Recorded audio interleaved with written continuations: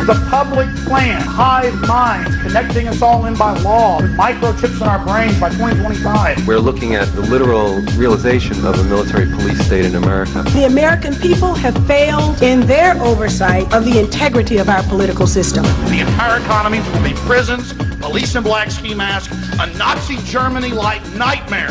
The final target is the American people.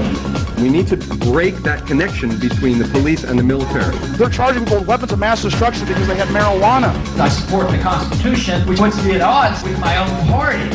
There really is an Illuminati. There really are 13 families.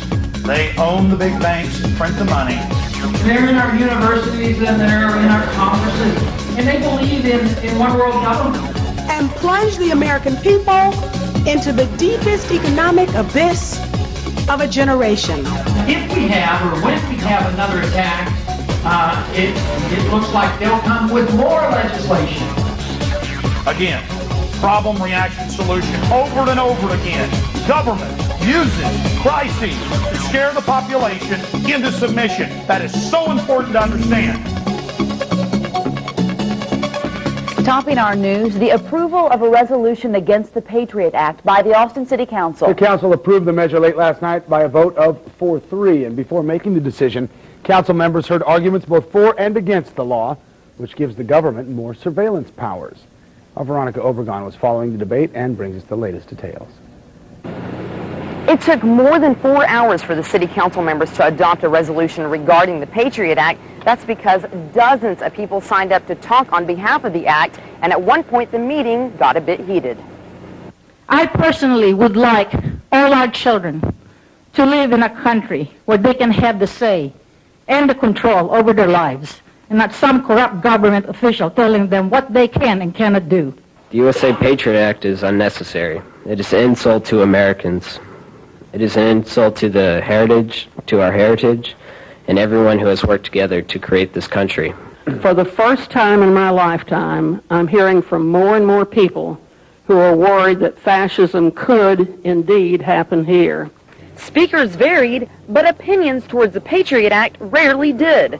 That is, until we interviewed Assistant U.S. Attorney Ron Seaver. The very first thing the Patriot Act does is allows the FBI and the CIA and Department of Justice and other agencies to cooperate with each other and share information so that we can make sure we can spot, identify terrorists, and hopefully prevent terrorism. Why have 300 House members then rejected it? But in the middle of our conversation, activist Alex Jones called the assistant attorney a liar. Section 802 affects all citizens. It's for all crimes. It's for one marijuana cigarette. These guys haven't read it. Have you read it? Reporters? Do you respect these guys? No, you know how this stuff works, guys. I'm not going to sit here and hear this guy spew lies. See, this is, they don't want to talk to me. You need to answer real questions.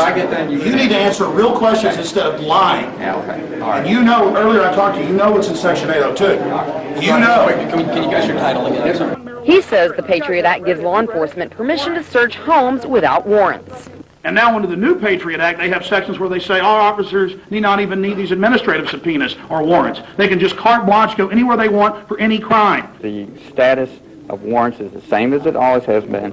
To do a search of a residence, we have to go to a judge and show probable cause, and a federal judge has to authorize it, and there's no change. That is not true. It clearly says secret. We will protect liberty at all costs. Hey, guys. That was Veronica Obregon reporting. Meantime, some Central Texans, as you could hear in that piece, are still struggling with the effects of the Patriot Act. More than 600 detainees remain inside the United States military facility at Guantanamo Bay, suspected of involvement in the Taliban, Al-Qaeda, and the September the 11th terror attacks. They are in legal limbo, held without charge or trial, and not recognized as prisoners of war. Alex Jones and several folks have tried, or will be donating time to Mr. Jones, but our rules are they have to be present to do so. Sean Lausen, is Sean Lausen here? How about Eliza Giles? Eliza? Eliza? Mayor, I had about 20 that we can Well, in here. I know. I know 15 is the max. I Well, think figure out. You'll four folks will be the max. You'll get there, Mr. Jones. Don't worry about it. All right. Thank you. Denise Keeper-Lausen.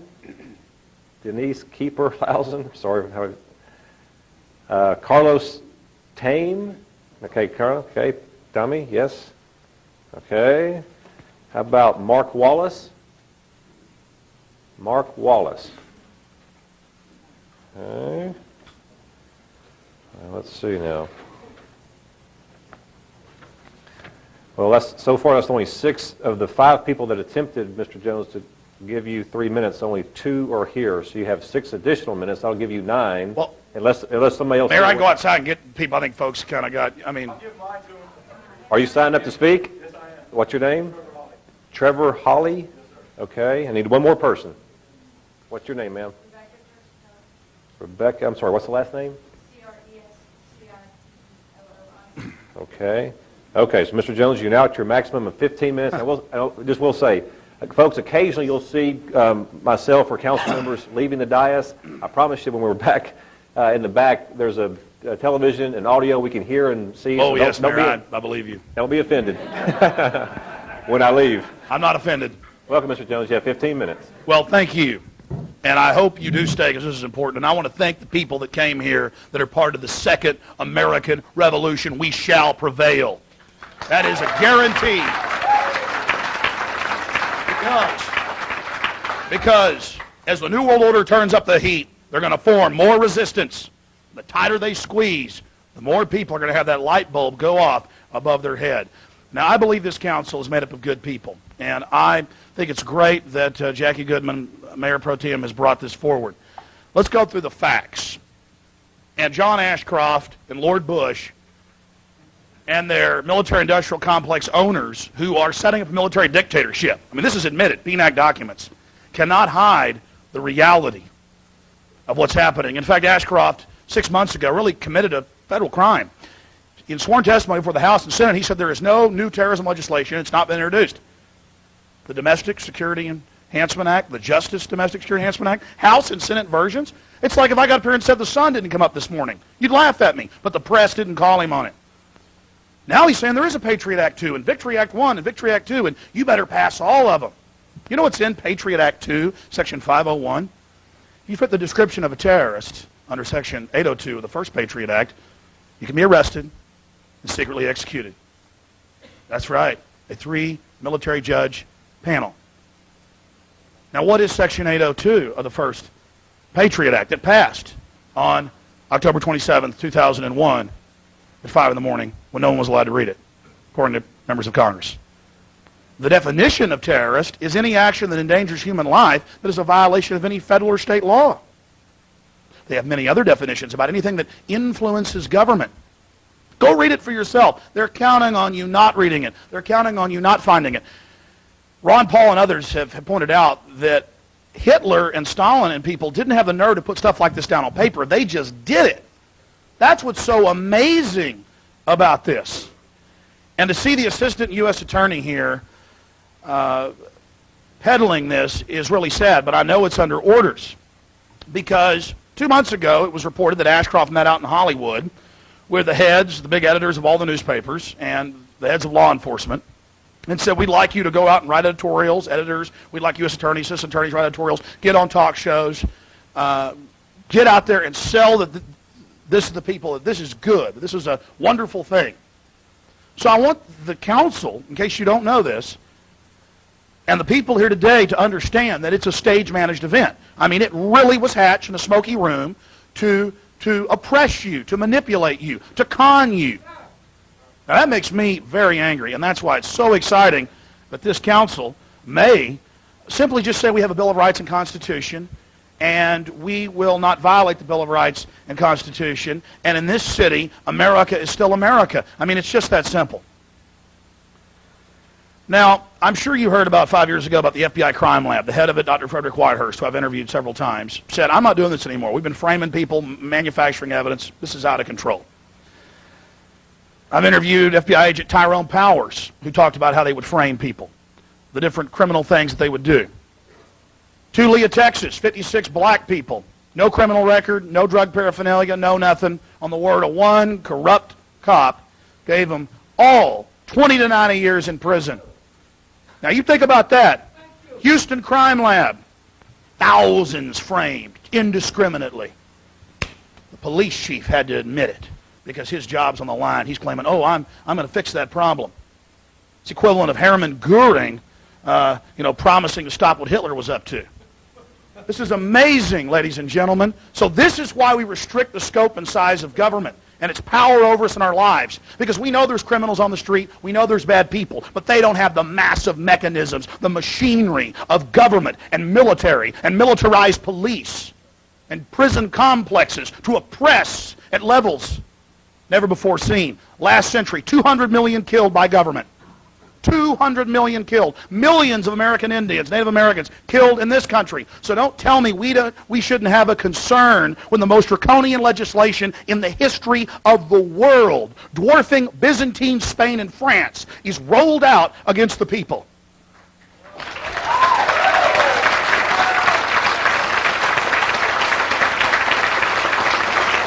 Now, I could list the crimes of the FBI, the Defense Department, state police, local police, all day long. My point is, history shows us that we must watch, and we must control, and we must limit powerful men.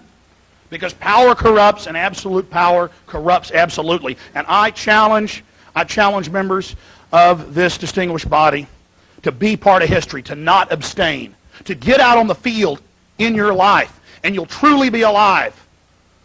To not sell out to this corrupt system. I spoke right before Ron Paul just a few weeks ago, right outside Austin. He talked about how his poll numbers just go up and up and up, and the support just gets greater and greater and greater as he resists all of this, and as he says no to this, and as he throws the lobbyist out of his office. The truth is, when the whole world's sold out, you guys are going to get more power out of not going with the system. This thing is in terminal velocity. This thing is falling down around itself. The corruption, the comprehensive annual financial reports, the scams. Now, got about 9 minutes left. I'm going to try to go through these points because they're all very, very important. Section 213 of the First Patriot Act lets them break in your house or any business and take whatever they want or plant whatever they want and not tell you for 6 months they were there, and they're administrative. They're rubber stamps. They aren't for Billy Bob's house because we think he has this under the Fourth Amendment. They're for everybody. They're for whole classes of people. And now under the new Patriot Act, they have sections where they say our officers need not even need these administrative subpoenas or warrants. They can just carte blanche go anywhere they want for any crime or suspected crime. And the spokesman for the Justice Department just a few months ago, after Ashcroft admitted, okay, there is a Patriot Act too, went before the House and Senate, and this was in the news, in the Associated Press, and said, well, yeah, we're going to use this in all crimes, all drug crimes, everything. Misdemeanors, third-degree felonies, everything. That's on the record. U.S. attorneys, deputy attorneys, assistant attorneys, all these people, they're saying, yeah, we're going to use this for everything. They are using it for everything. The Victory Act, which is a continual salvo in this attack on the American people, clearly states that any possession of a controlled substance is an act of terrorism under Section 802, pointing back to that enacting clause.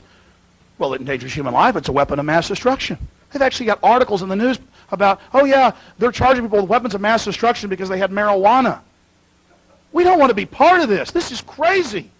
People disappearing in the middle of the night. I mean, what did Alexander Solzhenitsyn say in Gulag Archipelago? Oh, how we burned in the camps. Later, wishing that when the secret police went out at night to come to our doors, we would have met them downstairs with pokers and axes and daggers.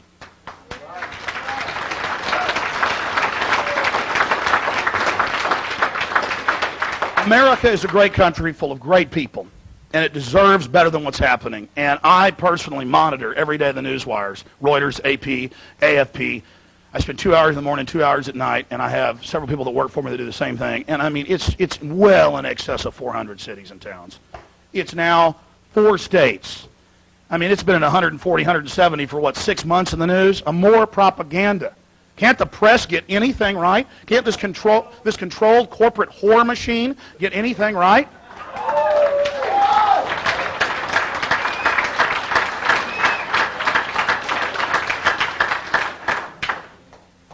Now, 10th Amendment, very important subject. During abolition, that started in around 1810 or so, there were cities, there were towns, there were states that were free. And they said no to the federal government in the North and the government in the South, and they were safe havens for human beings that didn't want to be in bondage and had the courage to flee and risk their lives. It is so American for local governments to stand up to the tyranny of evil men and say no. That is our place, that is our job. And these arguments are baseless, and they are the arguments of liars and tyrants and sycophants that beg at the hand of this global cess system. So again, be part of history. Be part of history and stand up and do something right and don't abstain. Vote for the Bill of Rights and the Constitution. That shows us how far we've gone, how far we've slid down into the abyss, into the night, into the darkness, that it's a radical thing for conservative and liberal cities. Conservative states like Alaska, liberal states like Hawaii. It's radical for them to come out and say, you can't secretly arrest people, you got to have warrants to bust in houses, it goes on and on. There's this argument, well, our police officers get in trouble not following orders, not doing what the feds tell them. The feds, my friends, don't tell the sheriff and the city and the police chief what to do. And that's not debatable. They can try, but it's a fraud.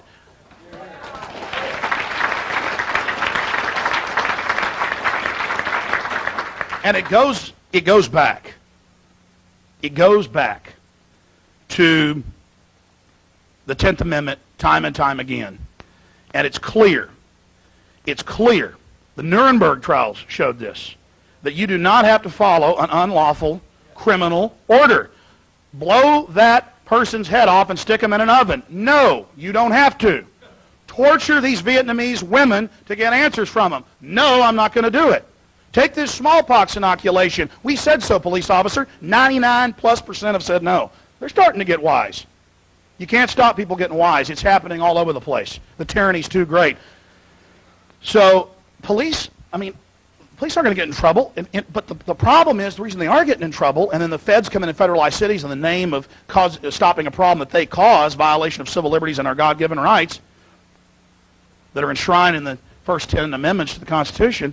If the police just knew the Constitution, and they taught the Bill of Rights again, and that's why I like this resolution, it talks about that, celebrating a Bill of Rights culture, knowing what our liberties and freedoms are, having workshops for city employees and police, and having a trust again in the community. That's what we need, and that's all we're asking you to do, is to do something right, stand up for humanity. Now, there's a lot of talk about democracy here this evening. And it's very important to understand that we're a country that has a rule of law. And in a democracy, a pure democracy, when the Greeks would tally up the stones, they'd say, okay, we're going to kill this guy because we don't like what he's been saying. The majority says so. And they'd go throw him off a cliff. And a lot of the great philosophers. It's two wolves and a sheep voting on what's for dinner. That's what a democracy is. We need a republic, which is a limited democracy.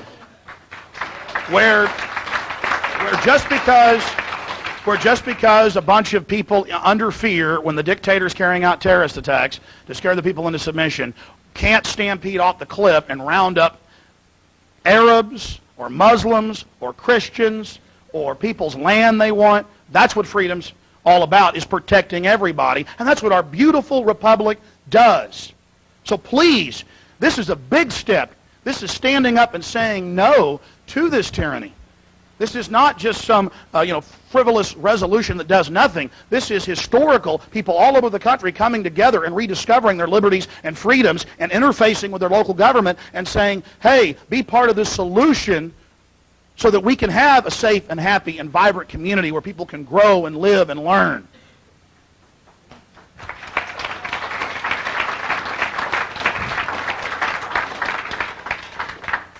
Now, it really is important also for the council and for the people assembled here today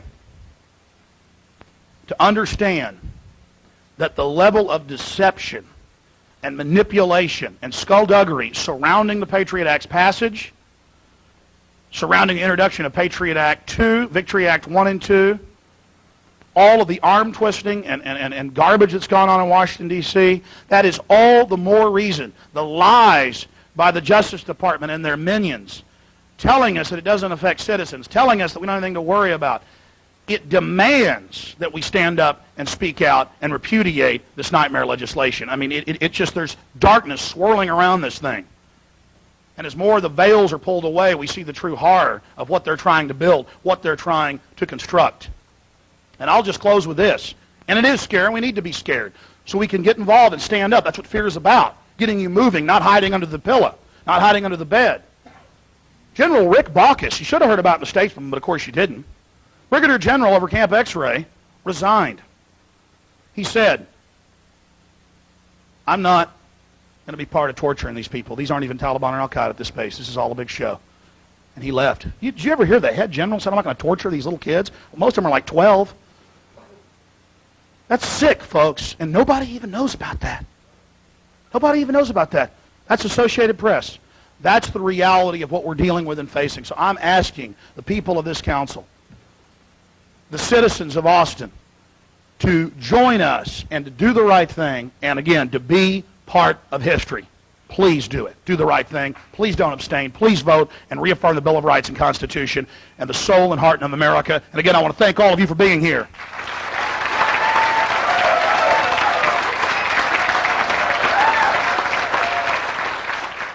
Congresswoman Cynthia McKinney is an unusual person. She's spoken out against the United Nations and its child kidnapping rings involved with DynCorp. She came out against President Bush on September 11th and said that there was evidence of prior knowledge and that there should be a real investigation that wasn't going to be run by Henry Kissinger. Talk about a weasel guarding the fox at the hen house. And I was in San Francisco at an award ceremony for Project Censored. I'd gotten second place for my analysis of the Patriot Act in the magazine Global Outlook, put out by the Global Research Group.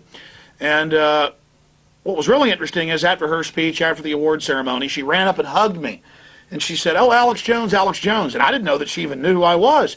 And she said, yeah, your film, Road to Tyranny, woke me up to the New World Order. She went on to say that your footage of Oklahoma City and the prior knowledge and the government involvement's amazing. And of course I'm saying to my camera guy, get over here, get over here, get over here. And then we talked to her some on camera, and she repeated about the UN, the white slavery rings, and about the documentary film and how powerful it was for her. But for me, it's an example of what one guy in Austin, Texas can do. Because I know the Dixie Chicks have admitted that they woke up to the fakeness of the war because of Road to Tyranny. I know that Congresswoman McKinney woke up to 9/11 because of my film, at least partly. I know that a lot of prominent people have woken up. How many just average folks out there who are just as important as these people have been awakened? And it shows what one person can do. So here's some excerpts of Congresswoman McKinney's speech, my discussion with her, then myself receiving the award and a short speech I gave about the New World Order. And then we'll also get us some excerpts of a discussion we had with Frank Morales, who is an Episcopal priest in New York, who's written some of the most in-depth analysis that I've seen about the martial law roundup plans, the Inter Passe Comitatus, moving into this prison-style economy. So here's Frank Morales exposing the police state, Congresswoman McKinney, and of course myself at the Project Censored Awards for 2004. I want to welcome you to the 27th Annual Project Censored Awards ceremony. Please welcome Cynthia McKinney. I have just one question. Who are we and who's responsible for what we've become? As I survey the landscape of the changes that have taken place literally before my eyes over the course of my lifetime, I have to wonder, where did we go wrong? George W. smirks, Dick Cheney sneers, Rumsfeld jokes, Powell blusters, Rice lies. Enron and WorldCom steal, DynCorp vaccinates, Halliburton feeds and feeds and feeds and feeds.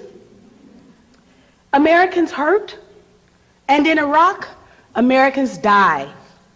Our national leaders insult our allies, create more foes, reward their friends, increase our insecurity through their own policies, and plunge the American people into the deepest economic abyss of a generation. Massive failures all around us enter into the calculation in any answer to my question. Who are we and who's responsible for what we've become? From the lies to our servicemen and women and to all of us about Iraq, to the still unanswered questions about September 11th, the Congress has failed in its oversight of the executive branch, and the American people have failed in their oversight of the integrity of our political system.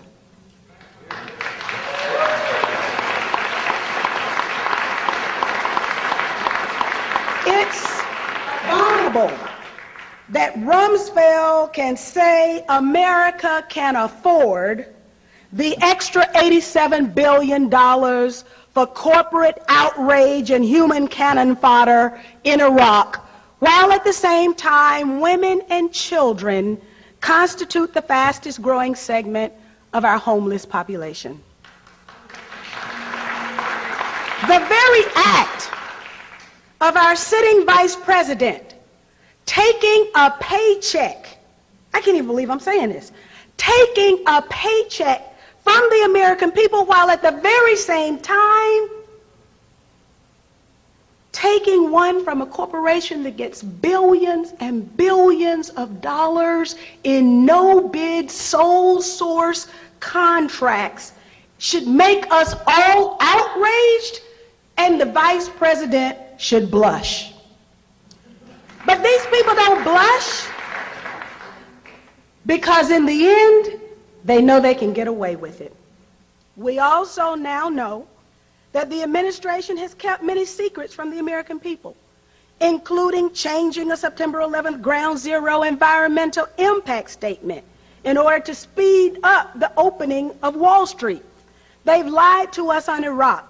They still haven't told us what they knew and when they knew it about the tragic events of September 11th, and yet they have intimidated the poor 9/11 victims' families into giving up their right to sue the perpetrators and the supporters who helped carry out the 9/11 attacks. That's why my last piece of legislation allowed the September 11th families to participate in a government compensation fund and sue, and thereby find the truth for all of us on what actually happened on that day.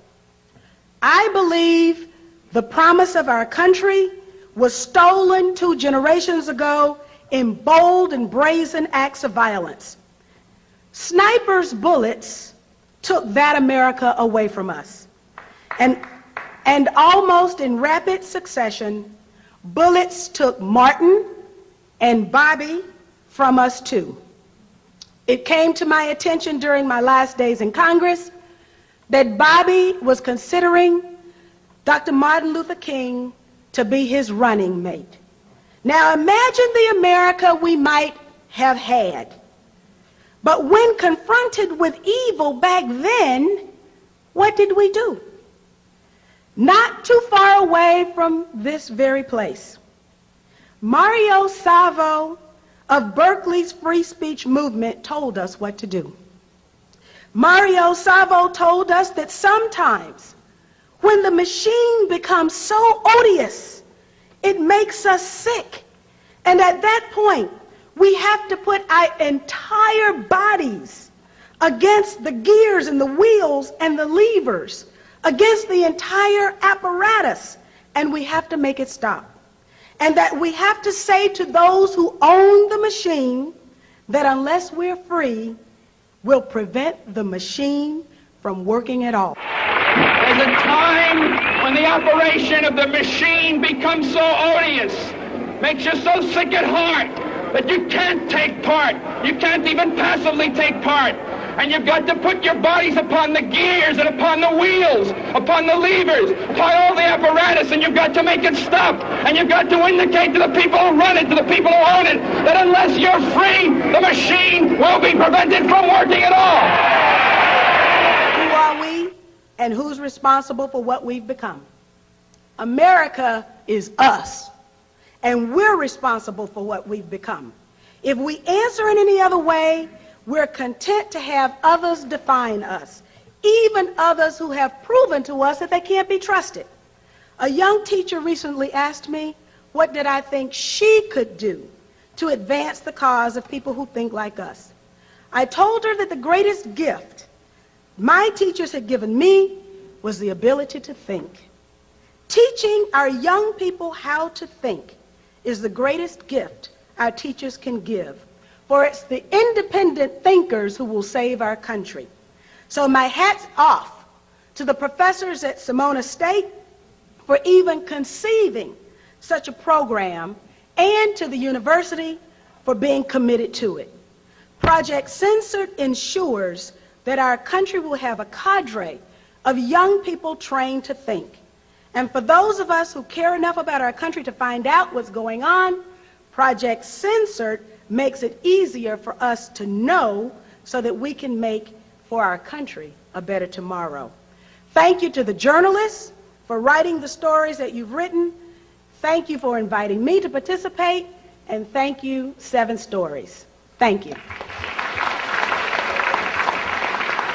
It was amazing meeting you. You say you saw my video, Road to Tyranny? I saw your video. It's absolutely wonderful. And what's so good about it and irrefutable about it is that you use original footage. And what through my experience with working with COINTELPRO and the murder of Dr. Martin Luther King Jr., I can tell you that the one thing that they don't want in the hands of the people is the original footage, because then people like you can go back and dissect exactly what happened, exactly what was said, exactly who said it, and at what time they said it. And that's exactly what you did. And so the credibility that you give to your argument by using their own words and their own timeline is phenomenal. So you did all of us a tremendous service by giving us the documentation that you did. Well, we're talking to Congresswoman Cynthia McKinney, and I'm not just saying this on the radio, I've said it many times. You're one of the few people that had a wide range of understanding of legislation. And you spoke out about so many issues. Whenever it was about freedom or liberty, wasn't a Republican or Democrat issue. No, not you stood at all. up, which is why the establishment obviously targeted you among just only a handful of others in the last decade. They had to get out of there. What would you say to others out there about getting involved and making a difference? Well, there's one thing that's for sure. If you don't get involved, you'll never make a difference. But by getting involved, I believe we still can make a difference. Now is not the time for us to give up on our political system. We're here in California. On October 7th, there is going to be a result. Now, there can be some people who choose not to suit up that day, choose not to participate in the game that'll be played, but they'll have to live under whatever the regime is that comes to power on October 7th. In 2004, in November, there's going to be an election and there's going to be an outcome. Now, for people who want to say, well, we don't have confidence in the system, we don't have confidence that our votes are going to be counted, that's all the more reason to participate more heavily And investigate. In fact, absolutely. Before the camera was on, I was talking about Diebold and these companies, and they found them bragging that we'll deliver votes to Bush and we're going to manipulate things. This has been actually in different regional newspapers. It's coming out, but the average person isn't aware. You were telling me about a Tennessee case of some election fraud. A Tennessee case that was mentioned to me by Judge Joe Brown, who's on television now, television judge. But there was a case in Tennessee where the tabulation software added illegally a quarter of a vote to the favored candidate for every one vote that the unfavored candidate received. Now, that was flat out wrong, but because this particular unfavored candidate had Judge Joe Brown on his side, they were able to sue and find out exactly what happened. So we understand that these manipulations are going to take place. So they're even computerizing the paper ballots already, is what you're saying? This was prior to the touchscreen. And so you're absolutely right. This is with the paper ballot. That is scary, and now they want to get rid of even the paper ballot so there's no record. That sounds perfect for George Bush. Well, George Bush isn't the only person we have to fear. It's the system itself, and those who feed at the public trough, they are the ones that we now have to fear. And that knows no party, knows no color, knows no class. I mean, the only thing that's going to save us are people like you, the activists who are here, the independent journalists who are willing to search for the truth and take it to the American people no matter where it ends. Congresswoman, that's just amazing. I read your full press release and quote about 9/11 on my radio show. And I have a conservative and a liberal audience. It's just Americans. All you said is we have bus accidents or train wrecks and we have investigations, but there shouldn't be one about the biggest terrorist attack in U.S. history. And then the media didn't take your quotes, they just attacked you on lies. Yes. And I've never seen such a demonization campaign. Then I saw the polls, the Atlanta Journal-Constitution was going your way, and they pulled it. Can you talk about both those issues? How trained professional journalists can get a story so wrong is a mystery to me. And so I have to believe that they got it wrong, not by accident, but because there was a desire to get the story wrong, that demonization that you were talking about. And it was interesting that when the Atlanta Constitution put the people poll up on the internet, and people agreed with my position, you're absolutely right. They yanked it, they stopped it, they yanked it from the internet and said, okay, the poll is over. So we understand that there are a lot of people out there in America's heartland who think just like we do, who have seen the outrageous behavior starting with the Florida election and then declining from there, of this administration, and understand intuitively that something is wrong. They may not understand exactly what, but they know that something is wrong. We're on the wrong track. And of course, only these recent revelations about the lies, basically, the deceptions that put our young men and women in harm's way in Iraq, and they're stationed all over the globe, and they're getting sick. And for Dick Cheney's bank account. Well, Dick Cheney isn't the only one who's making a whole lot of money. You've got DynCorp that's got a sole source contract to provide vaccines for the Pentagon, and DynCorp is the corporation whose employees were over in Bosnia and Middle Europe buying and selling little girls. So why should they be rewarded with a contract to provide vaccines to our young men and women who are soldiers, and now our soldiers are getting sick with this mystery illness and we don't know why? Folks, you can see why they are afraid of Cynthia McKinney, and no matter what party you're in, you need to get behind people like her. It is my great honor to present several awards this evening to 4 outstanding writers for their hard work and who continue to shed light on an otherwise dark media. Story number 2, Homeland Security Threatens Civil Liberties, was first brought to our attention by Alex Jones, originally featured on Infowars.com, Rents.com, and Global Outlook Volume 4. Also, Frank Morales, published in Global Outlook, Winter 2003. I want to thank Project Censored. I had read several volumes over the years and gotten a lot of great guests from our syndicated radio show and for what we do at Infowars.com and PrisonPlanet.com. And one of the last speakers talked about it's not George Bush, it's not Dick Cheney. They are. They're errand boys, they're puppets for the military-industrial complex that Eisenhower warned us about. And let me tell you something. These people have said Rand Corporation and others have said the entire economy will be prisons, police in black ski masks, a Nazi Germany-like nightmare. It makes the hair on the back of my neck stand up to talk about it, to read what's in Patriot Act 1 and 2, to see what Homeland Security does, Victory Act 1 and 2. We have got to get the word out now.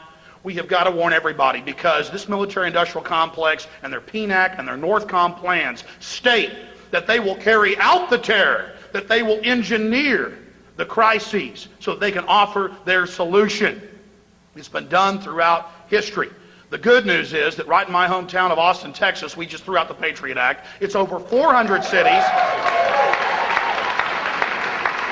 It's over 400 cities. It's not 170. It's not 250. It's over 400 cities and towns. That's being censored.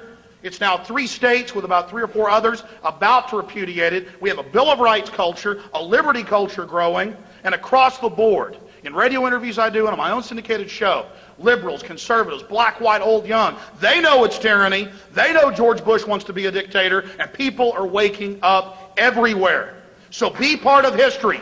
Everybody out there watching, be part of history, educate yourselves on the facts, research the truth, and then get out there and speak out to everyone in your community about history, that powerful men and powerful people want more control, and it's happening again, and it can happen in America. If we don't do this, we're delivering our children and our culture and our society into the pit of a New World Order global system of complete tyranny. And if America falls, the rest of the world will be swallowed by this neo-fascism that will make Brave New World in 1984 look like a cakewalk. Thank you so much for being here, and thank you for standing up against tyranny. Infowars.com. My name is Frank Morales. I'm from Lower East Side, New York. I'm a squatter since 1985, an Episcopal priest.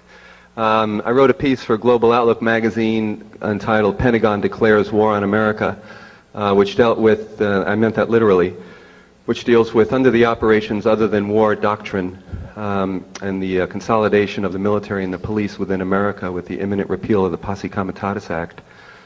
Just this past week there was more talk of that, which will completely eliminate any distinction between the police and the military in America, the institutionalization of Northcom, a domestic military command, which is celebrating its 1-year anniversary this past week.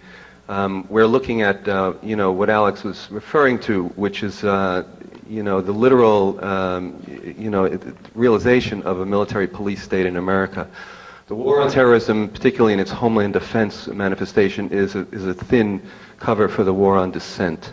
Homeland defense, I wrote a piece for Covert Action in '99, because the euphemism of Homeland Defense was being tossed around at the Pentagon at that time. At that time, Homeland Defense was very clearly about civil disturbance suppression, growing out of an extension of the Garden Plot operation. We can't get bogged down and get paranoid about these things, but we have to take action. In New York City right now, we're forming a group which is about demilitarizing the police in preparation for the RNC convention in August. Now, what we mean by that is to examine the ways in which the police acquire so-called non-lethal weapons through the public contracts, a recodification of Posse Comitatus locally, and various other means that we can preempt their ability to preempt us. So we need to get involved in some concrete action so we can push these things back. Okay, all power to the imagination. Thank you. We're talking to a grassroots activist, Frank Morales, who has an incredible grasp on this infrastructure, this web of control that's been put in place by the military-industrial complex. Part of their plan to use crises, whether it's the drug war or the war on terror, to convince the general public to accept giving up liberty for security. Mr. Morales, thanks for talking to us. Okay. Time and time again, we see these pretexts for control. There's a crisis, we've got to take your freedoms, we can keep you safe. But when you investigate it, when I've investigated it, it always leads back to these private corporations that sit as parasitic organisms above the mechanisms of government. Solutions, Frank Morales, in your years of study, to countering that. How do you counter that politically? And number one, how do you break the conditioning of the general public out there that's in kind of a mesmerized state? Well, one of the things that I think we need to rely on is, the fact that there's a long tradition in America separating the military from the police. George Washington, for instance, refused kingship, was offered this title, but refused to take on that role, suggesting that, it was not right for a movement in those days that was about opposing the state, the quartering of soldiers in people's houses and so forth. It was an anti-militarism that sort of founded this country, and the separation between the military and the police is kind of the foundation upon which our democracy is built.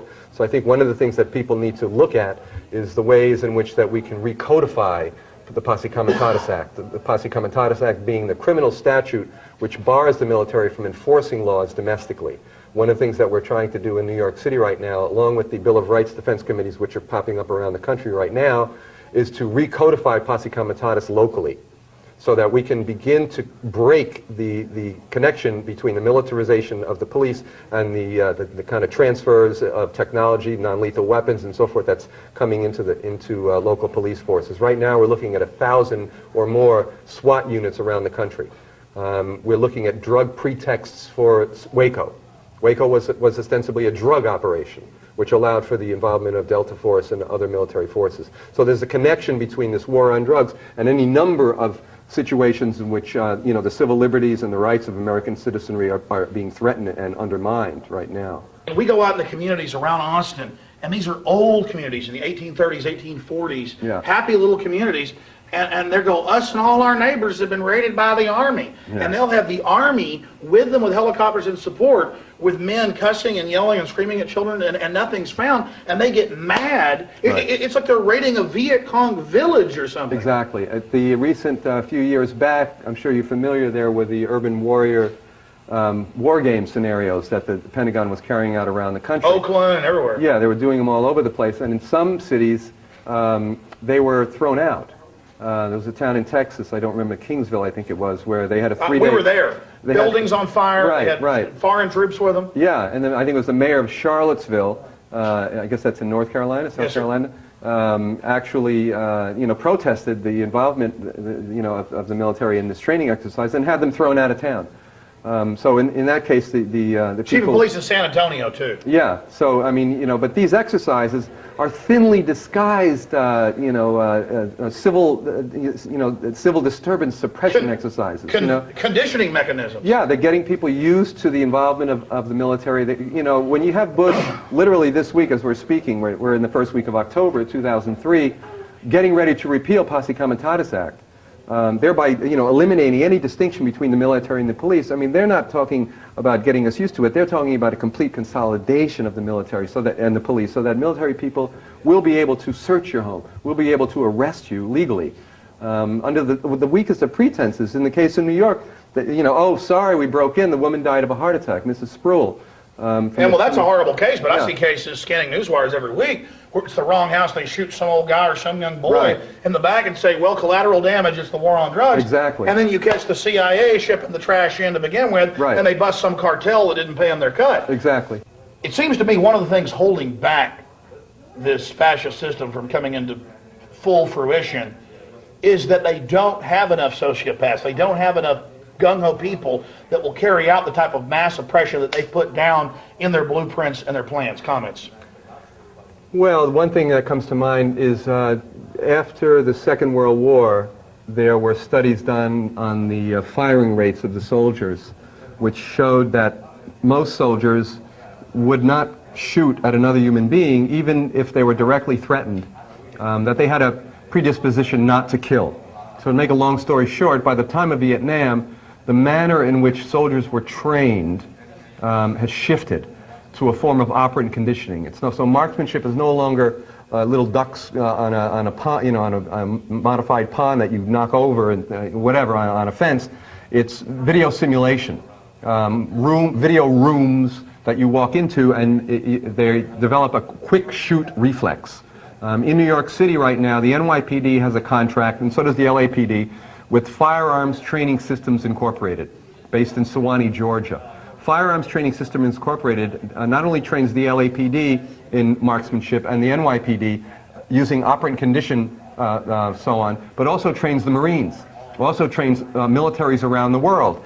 Firearms training system, until recently, was headed up by Peter Marino, who comes out of the Central Intelligence Agency, the unit of the sector of Central Intelligence Agency, which was responsible for MKUltra. So it's a psychological, molding psychologically the personnel who are involved in police agencies to develop quick shoot reflexes. So it's an attempt to socialize and to create a psychological mechanism within the soldiers so that they can more easily kill. You're talking about switching off the thinking process. Exactly. Hitler talked a lot about that. In fact, in New York City, and during the Diallo trial, because people ask why is it that the cops who ostensibly, who shot Diallo 41 times, how could they possibly have gotten off, right? If you examine the details of that trial, which I did, they got off according to the judge and according to the various testimonies that were made because they were not thinking when they did it. They were acting on their training.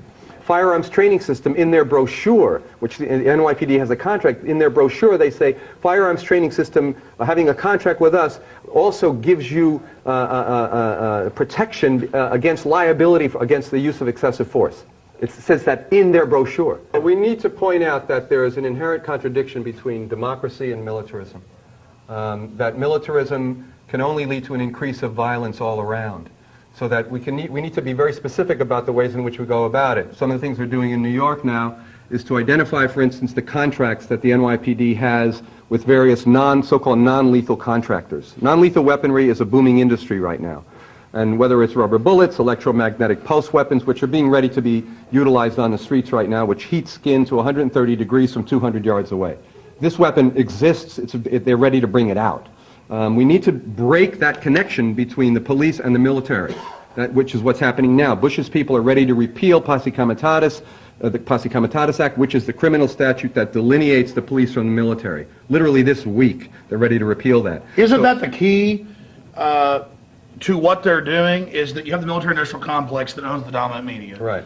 And now they just want to go into business here domestically. I mean, we got Lockheed Martin running the red light cameras. We've got them involved putting in the surveillance cameras. We've got a host of other defense complex companies now involved with the prison industry at every level, integrating and funding the campaigns of politicians. Simply put, I would say we have a criminal syndicate, an enterprise that's been sophisticated enough to control the media and the government, and they're going to enslave almost every last one of us. They're never going to stop because all their subdirectors are going to want to expand their, quote, productivity, and their productivity is tyranny and net destruction of humanity and creativity and family and community. Well, once you create an equation between profit-making and armaments, between creating the weapons to suppress dissent in America, whether it's electromagnetic pulse weaponry or rubber bullets or gases or psychotronic gases, which are now being field tested. Once you create that symbiosis between profits and these weapons, that's a dangerous situation. This is what Eisenhower pointed out years ago in warning about this military-industrial complex. The thing we need to do as a citizenry is to do what we did back in the days of the Revolutionary War, is to identify militarism as the enemy and to go at it. Even whether it's locally, to disarm the SWATs.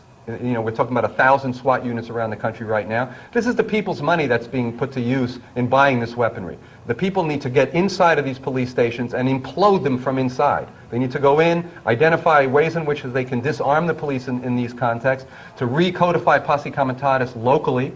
In other words, to enforce the distinction between the military and the police. They need to propagandize the police. So it goes back to education. We have to be force multipliers, special forces leaders for liberty and freedom in our communities to go in and speak some sense and some dignity to these people. And I've done this, and I've preached this to my viewers and listeners, and we've seen change. Look at the 400-plus cities that have passed laws against the Patriot Act and Homeland Security. Look at the states that have done it. Look at the massive resistance that has formed against this, which is being ignored by the dominant press, and that's only fanning it. So just amazing points from Frank Morales. And to everybody out there, you are leaders. We can't do it all for you. And you have to educate yourself on these facts. You have to get out there and reach out to people and understand that history is repeating itself. And you probably don't have a choice. I mean, it's not much of a choice to be a slave or be free. I know you're going to want to stand up for liberty, for freedom, and get involved. And what Frank's talking about, these 1,000+ SWAT teams, these multi-jurisdictional task forces, these are federally funded, federally controlled, and the media is there hyping it up like it's, you know, the new savior, you know, that only real men are members of this. Right. They're selling us this. Certainly you can see the propaganda they're foisting upon us, their lies, and you may think, well, that's so much power, such a massive structure of media, we can't counter that. But they have to reapply their lies continually. We show somebody a lie once, we take the curtain away from their eyes once, they're out on their own forever, going and researching and waking up others. And that's where our power lies. We have so much power, but it's up to you to become those leaders. Can you speak to those out there, Frank, about becoming leaders and getting involved? Yeah, I would say that, you know, the pyramid, you know, the power is derived from the feds. It's a rampant executive, you know, mindlessness. The federal, you know, police and military entities looking to, you know, just completely erode our civil liberties on the base. But at the bottom of the pyramid, that's where the strength is. And as long as people become aware of these situations and begin to move in very kind of distinct and rational ways, and understand, for instance, when I was talking about identifying within your local police departments ways in which you can demilitarize those police departments. There's no reason that you can't create a SWAT watch in your town. There's no reason that we can't begin to identify what contracts do these local police departments have with the companies that are selling them these weapons, and begin to get a hold of those funds. Defund these police institutions to the extent that they're you know, contracting with these groups and getting these weapons, which they're going to be using against you. We need to preempt their ability to preempt our right to protest, to have you know, have our grievances redressed, and you know, and in order to exercise our freedom. There is an inherent contradiction between democracy and militarism, and whether or not you know, we are left, right, or center, everyone should be concerned that the increasing level of violence on the grassroots, these rampant SWAT you know, units around the country, the ways in which Posse Comitatus Act, which you know, denies the military to enforce laws domestically, is being eroded and it's threatening to be repealed right now. These are things that we can organize campaigns around. So I would suggest that people just get educated around these issues and take hope and fight back. You're about to see some really important clips, sections of a speech that Colonel Craig Roberts gave in Kansas City at a presentation I was putting on in 2003. Colonel Craig Roberts was a highly decorated Marine Corps sniper in Vietnam and subsequently wrote a best-selling book, One Shot, One Kill, detailing what happened there. Later in life, he became a member of Army intelligence. He also worked as a detective on the Tulsa, Oklahoma Police Department and worked the Oklahoma City bombing case.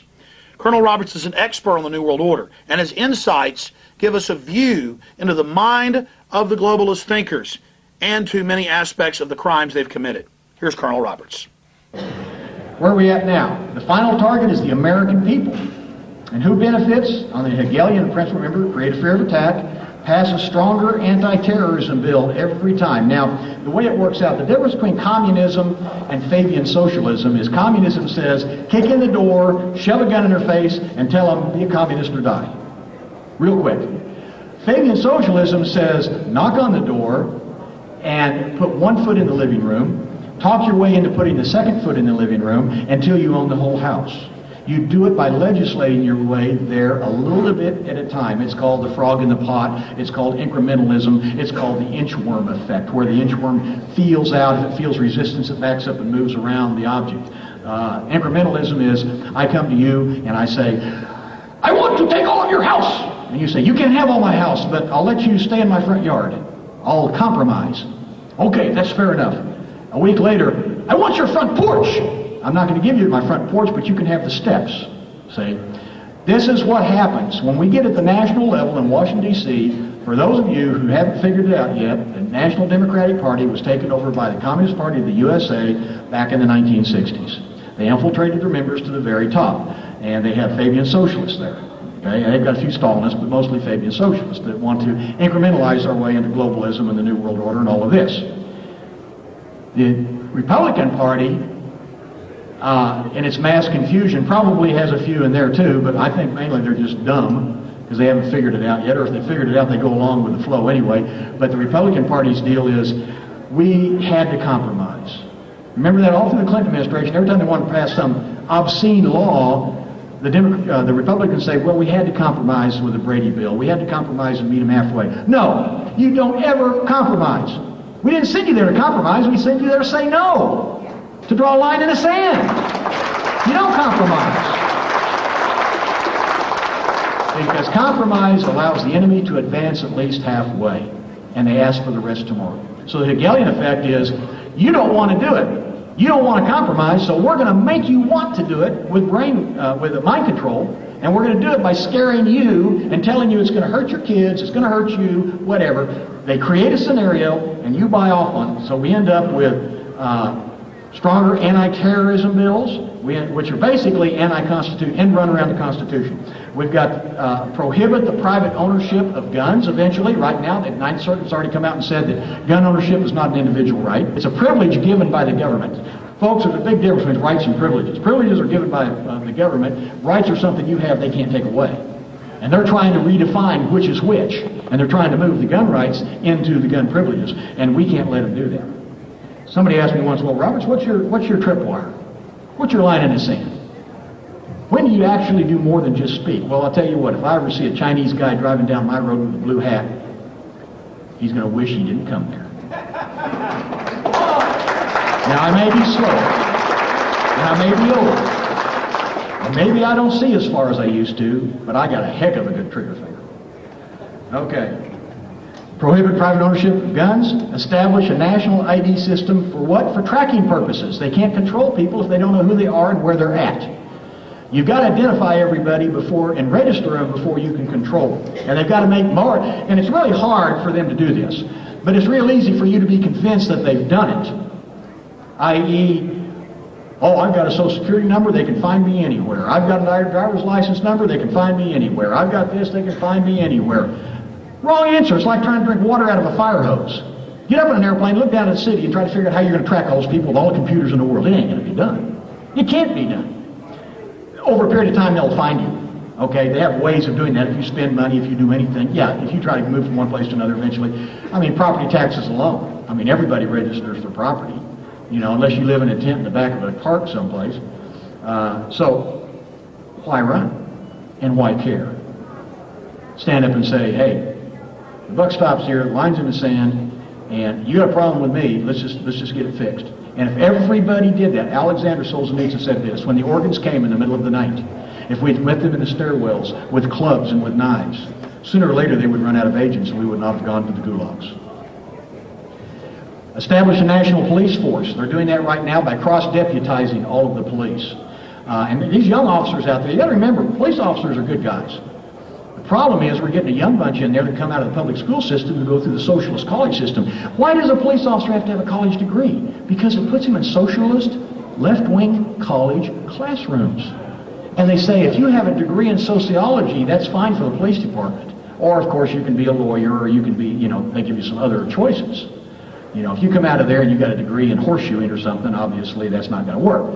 But they want you to have something like that. Well, what does that do? That builds a base of young recruits. Someday guys like me who, you know, have our head above the water are gone, and the young ones come up, and they're into this. Guns are bad, the New World Order and globalism's good, and I get to be a federal agent with a cross-deputy deal. Isn't this cool? And they're paying me more money because I got a college degree.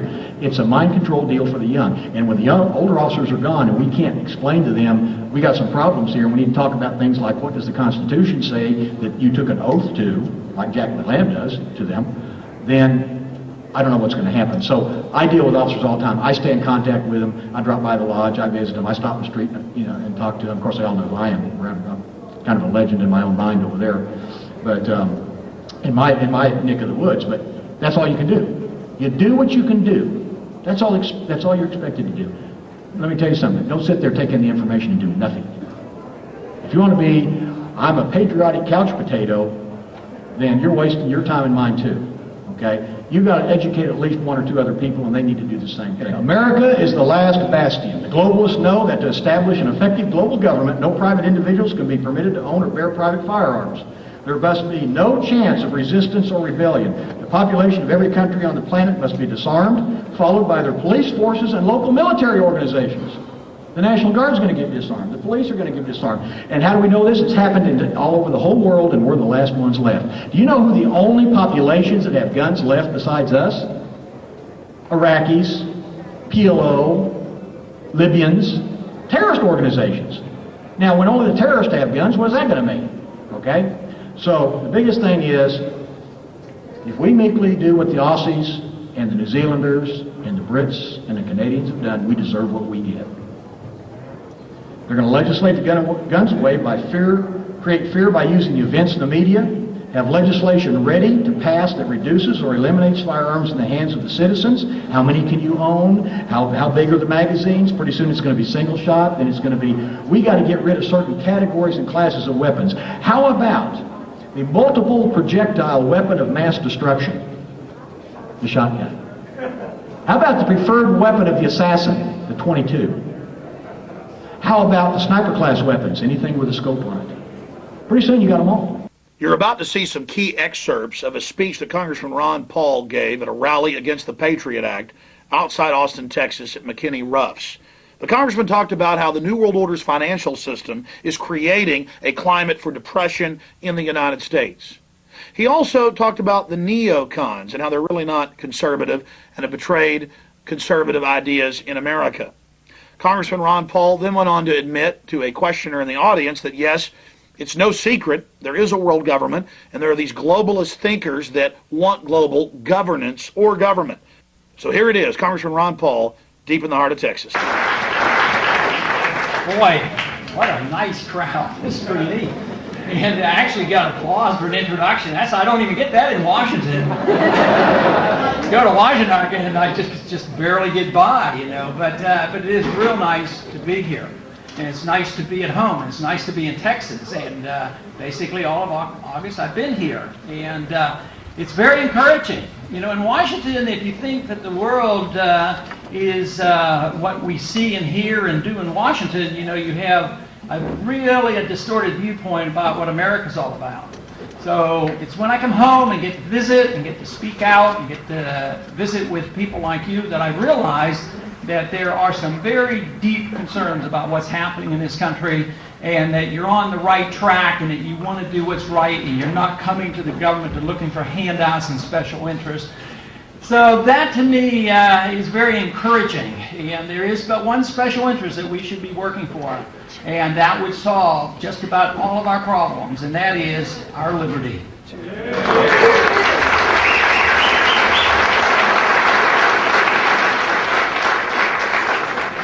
So often in Washington, that is the issue that is most neglected. The issue in Washington is that of how do you get things and how do you influence the government and how you wield power. And really and basically we only have two groups in Washington to deal with that we have problems with, and if we can handle those two groups, we have it made. And the way I see it, it's made up of conservatives and liberals. Other than that, everybody's great, you know, and there's only two parties that seem to have a problem in really understanding what's going on. You know, it's those Republicans and those Democrats. But you know, there is a healthy sea change occurring. Yes. I would say that we're starting to see a reflection of this. I always argue that the government that we have is a reflection of the people. And you say, boy, that's bad news. Look at what kind of government we have. What can we say about the people? Well, it's a slow effort. That is, the people may change before Washington changes. And Washington's not doing badly, considering the fact that on average they're about 20 years behind the times. They're about 20 years behind the people, and but we're seeing some catch-up. And I think just 2 weeks ago we saw some catch-up dealing with the very subject we're going to be spending some time on today, and that is the subject of the Patriot Act. And this was the amendment that came up to the House floor, amendment that I was a co-sponsor of, and that was to tone down the Patriot Act, to get rid of totally and completely the sneak and peek provision in the Patriot Act.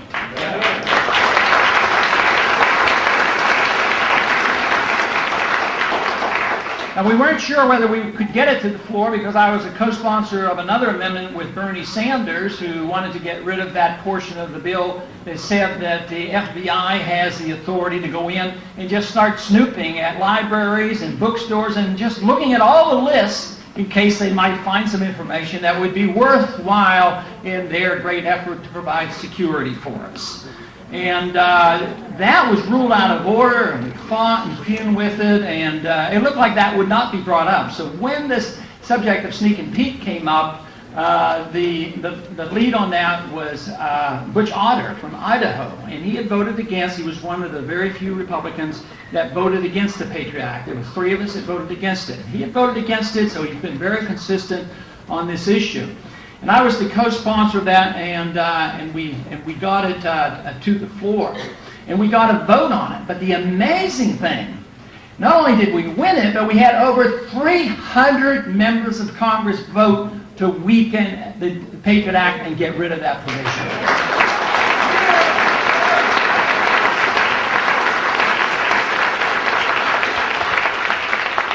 Now, it would be misleading if we were led to believe that all of a sudden Congress is waking up, that they finally read the Constitution and they voted on principle. But they did wake up to the tune of hearing some voices, your voices. And that's the part that I am so amazed about. Not so much that there were some of us out there, but you know, doing this, the job that I have in my own way for 20 years or more, you know, it comes around where you think, well, there aren't very many of us.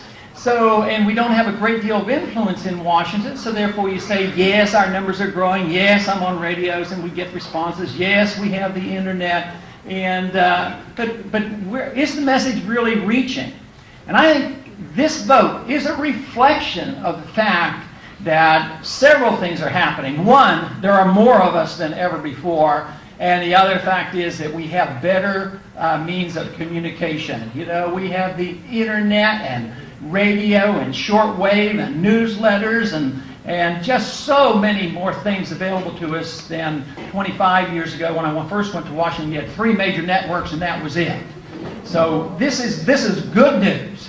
That doesn't mean to reassure you that we're over the hump. This is just the bare beginning, because the odds of that staying in the bill and the Senate passing it and the President signing it, very slim. And even if they did, do you think we could depend on them to follow the rules? There's no way. I mean, you know, there's one portion of the Patriot Act that Ashcroft argued for, and he still argues for it. He says, we have to do this.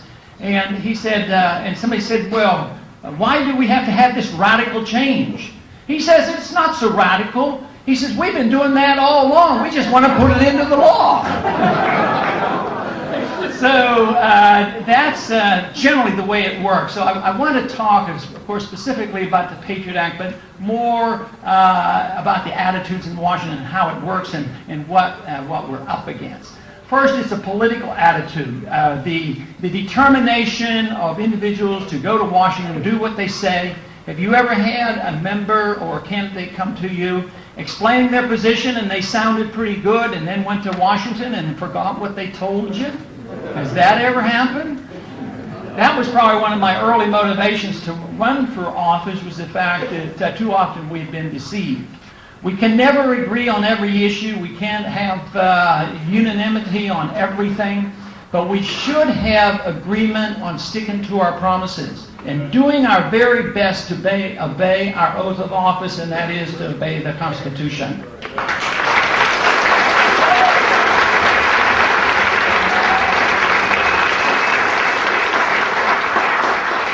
But the politics of it is very important, because depending on what their position is, not only do we see people change after they go into office. Have you ever seen some in office when they had the opportunity to do some good? When they left, they became outstanding spokesmen for our policy, but didn't do anything for us when they were in office. And sometimes people are congressmen and they'll say one thing and represent a district. Then they want to become a senator, and all of a sudden their views change. And then you have somebody that wants a senator, he wants to run for president, and his views change again. So they're all over the place. Now I'm going to read a quote here from an individual. Some of you may have seen this. It was in one of my publications. And this is a quote from an individual when he was a senator. Sounds pretty good. Sounds like, I don't think many people here will have too much objection with this. He said the Clinton administration would like the federal government to have the capability to read any international domestic computer communications. The FBI wants access to decode, digest, and discuss financial transactions, personal emails, and proprietary information sent abroad, all in the name of national security. The administration's interest in all email is a wholly unhealthy precedent, especially given this administration, Clinton's administration's track record on FBI files and IRS snooping. Every medium by which people communicate can be subject to exploitation by those with illegal intentions. Nevertheless, this is no reason to hand Big Brother the keys to unlock our email diaries, open our ATM records, and read our medical records or translate our international communications. The implications here are far-reaching, with impact that touch individual users, companies, libraries, universities, teachers, and students. Does anybody disagree with that statement? That's a fair warning. That comes from none other than John Ashcroft.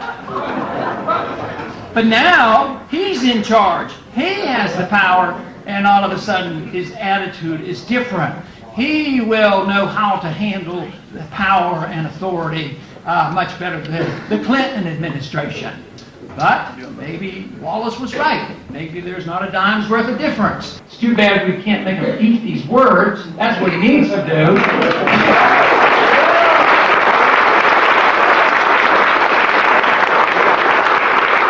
But he is out on the campaign trail to drum up support for the Patriot Act, but he's also quite ready to pass Patriot Act number 2.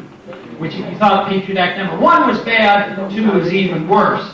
And under that one, they're going to be able to decide whether you're an American citizen or not. Yeah. And then if you're not an American citizen, oh, you might be in Guantanamo before you know it. So this is serious business. But the impressive thing to me is that no average American, we have not been reading of dozens and dozens of cases where the knock on the door in the middle of the night and we've heard of people being hauled away and never seen before. It's not like that. And yet the American people, individuals like you in this room and many other tens of thousands of people have come to realize that if we're not careful, it could come to that. Bottom line, what we have developing is a corrupt government that is controlled by private financial interests that are driving forward, using crises to enslave every man, woman, and child in America, and once we are totally enslaved, to use us as the cannon fodder for what Brzezinski, Brzezinski, and Pienack and others have called imperial mobilization. They told us a 100-year war, it's never going to end. As the terrorist threat evolves, we'll have to take more and more liberties. These are all quotes. This is all admitted.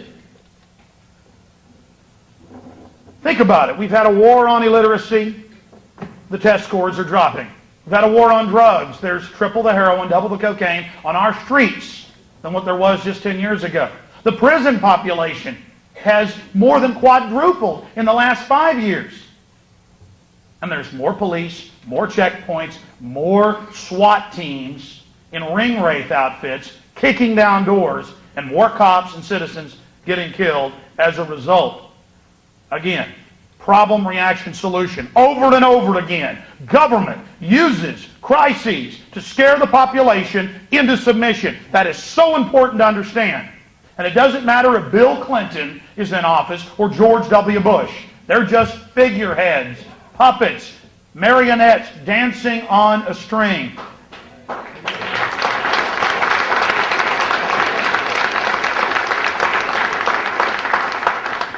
You follow those strings back to the dirty little corner, and there's a big fat spider sitting there.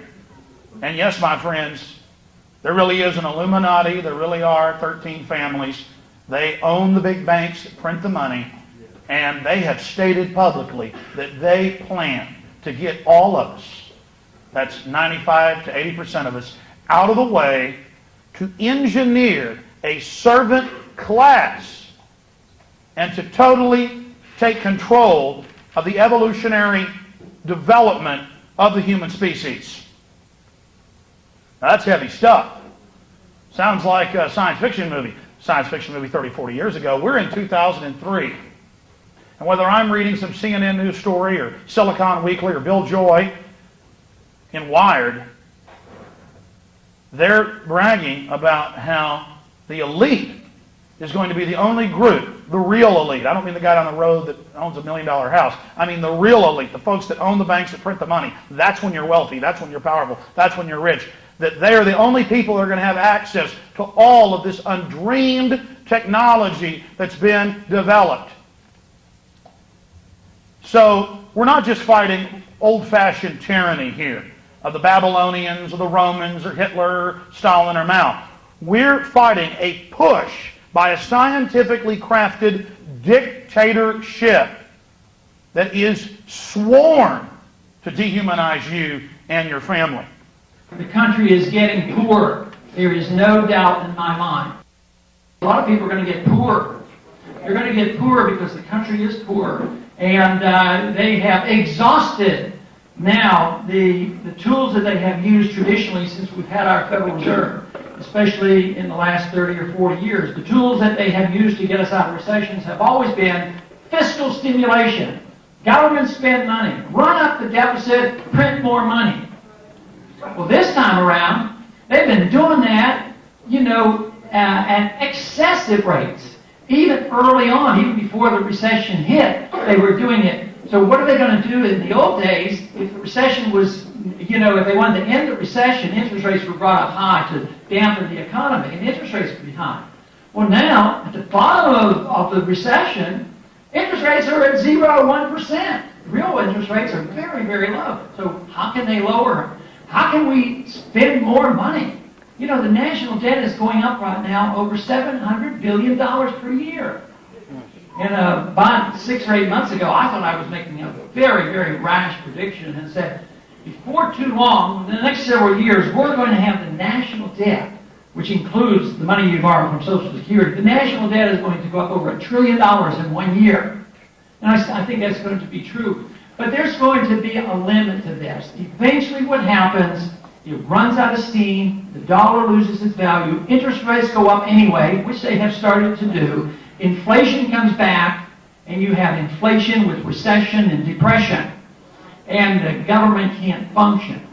But the real threat then is, will the momentum that we have now, will it build? Will it pick up? Will we not have hundreds but thousands of people then recognizing what we have to do? And that is restore limited constitutional government to And I think what has happened to our country is that over the years, the prosperity, which was a consequence of our liberties, have become the dominant theme of everything that we do, whether it's local or national in politics. So it is the desire to get more and more wealth. And to get more and more wealth, you have to have more and more control of the government because the government controls so much of the wealth. So the concentration and the effort in Washington is 99% on preservation of wealth and what we're going to do, and very little concentration on the issues that we deal with, the preservation of liberty. If we concentrate and do our job and preserve liberty, we will never have to worry about our wealth. Thank you very much. Okay, he asked if there's an international conspiracy to overthrow our government. The answer is yes, but probably not in exactly the terms that you're inferring, at least my understanding. I can't go and say, well, I know the 25 people who meet and have made these plans, and this is what's going to happen. I think there are 25,000 individuals that have views opposite of ours. And they're in our universities, and they're in our congresses, and they believe in one world government. And if you believe in one world government, then you're talking about undermining national sovereignty, and you're talking about setting up something that you could very well call dictatorship.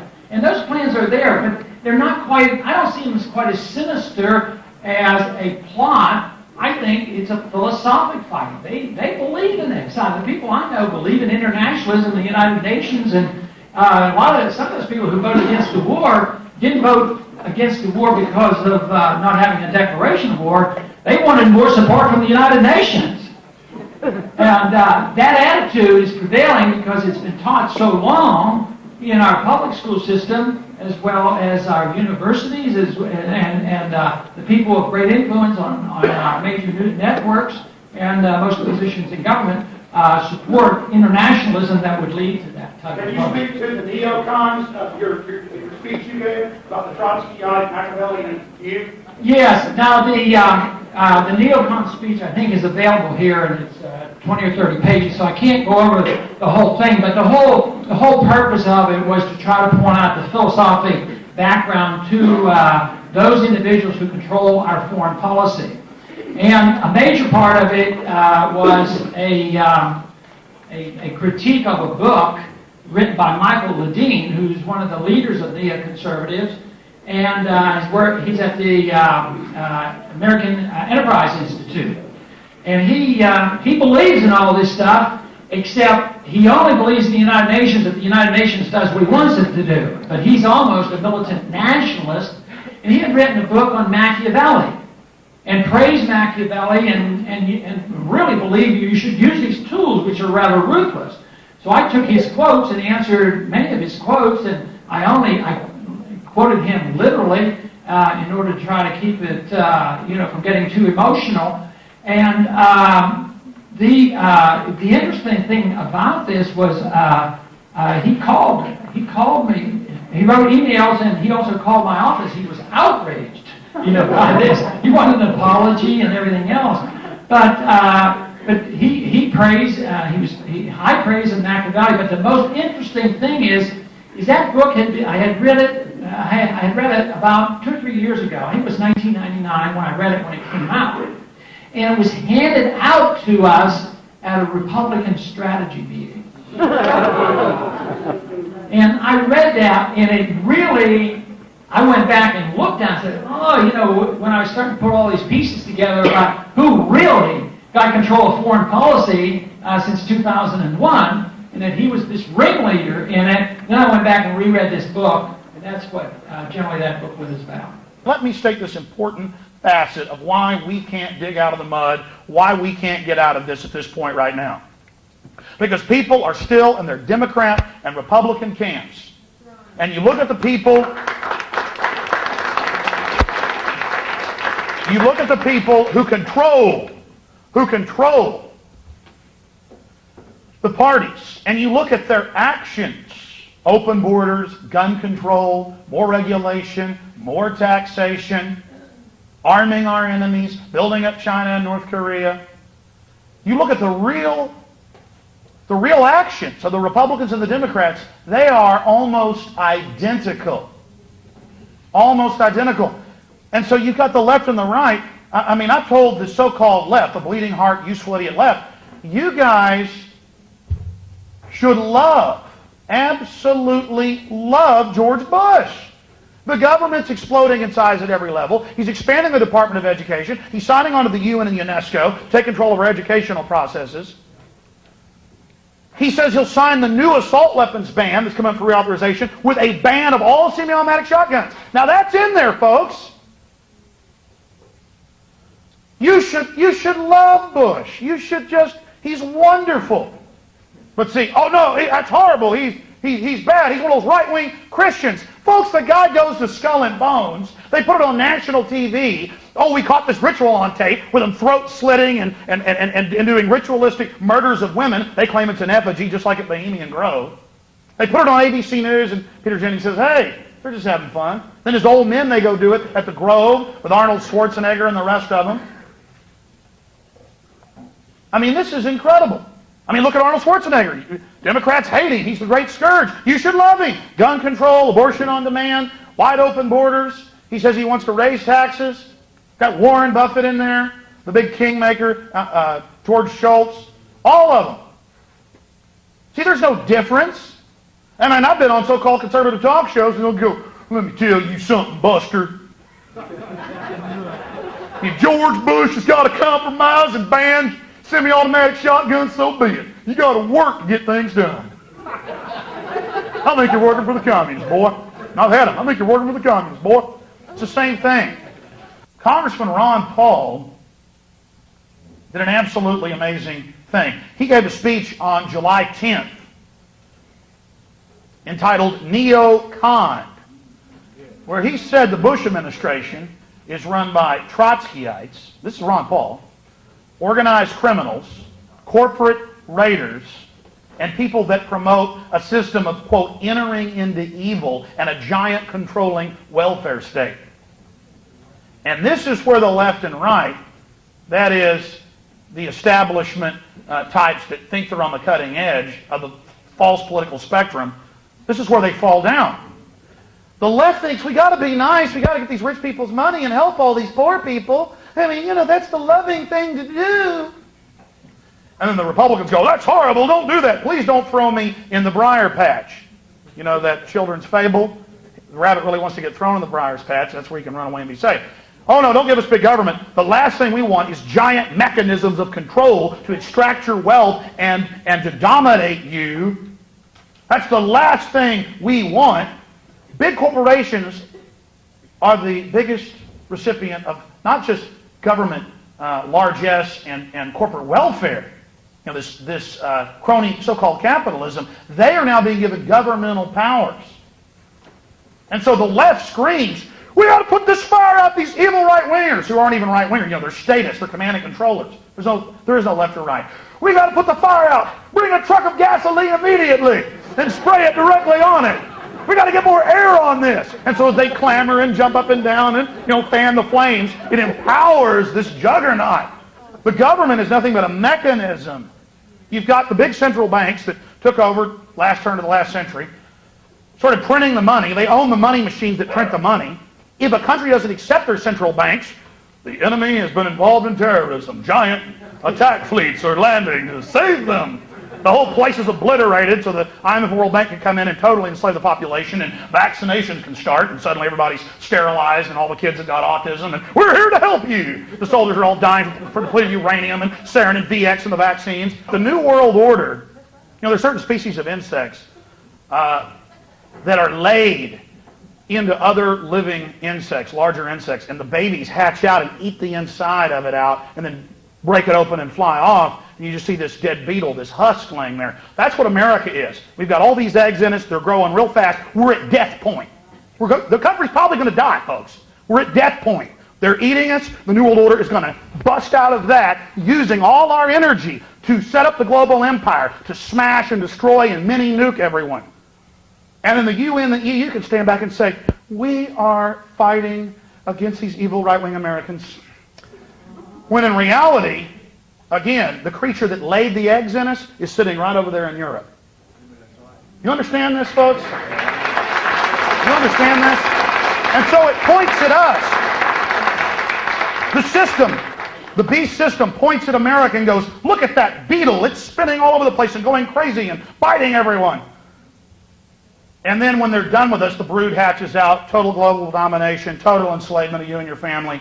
And you'll have just, I mean, Bush is energizing the phony left wing. They're hatching out everywhere. They're going to totally take over. And don't think these leftists are going to care when you're getting drugged off to a camp, having your guns taken. They're going to be cheating, going, finally we defeated them. Finally the UN came to America and stopped this fascist takeover. It feels so good. Shut up. Shut up. We love the UN. And they'll use the UN up too. They said, fine, the UN isn't popular, we'll start some new global organization. Well, NATO's now global, and it's going to be in Israel and Afghanistan and Iraq and North Korea when we take that over. And oh, by the way, if you're not part of this glorious system, they'll just blow something else up again and say, we got to have a national draft of professionals too to work here domestically. It's going to be a draft where everyone serves. Yeah, domestically you can dig ditches or be an engineer or all the auxiliary time. It's compulsory volunteerism. You don't have to volunteer, but after the giant collapse of the banking system, it's the government that puts your 400 multi-pass creds onto the card each month. Fine, you don't want to volunteer. We're all working, and so we're going to cut you off your card if you don't join in to pay for what goes on your multi-pass. They've already announced it. You're going to have 4 grades of ratings. If you have bad credit, you've got a 2nd grade. You're not going to be able to fly unless you pay off the debts, or at least sign up for a work program to pay them off. After all, we can't have these people who were 18 and had hundreds of credit cards mailed to them on purpose. No, they never pay them back. Once you make money, they don't send you credit cards anymore. We can't have all these lazy people ripping off the credit card companies. It was so hard for the central bankers to add zeros and ones on the computer screens. So I hope you're beginning to realize. At this point, folks, we got to fight them as much as we can. They've laid the eggs, again, all in our torso. And they're already breaking out. Right now, the beetle's kind of going, what's going on here? Because they're busting out right now. Now they're starting to feed. There could be an emergency surgery of some type if enough powerful people weren't totally sold out and decadent to remove them. The country's still badly damaged and would, I don't know if it could survive. But we can prepare for the crash landing.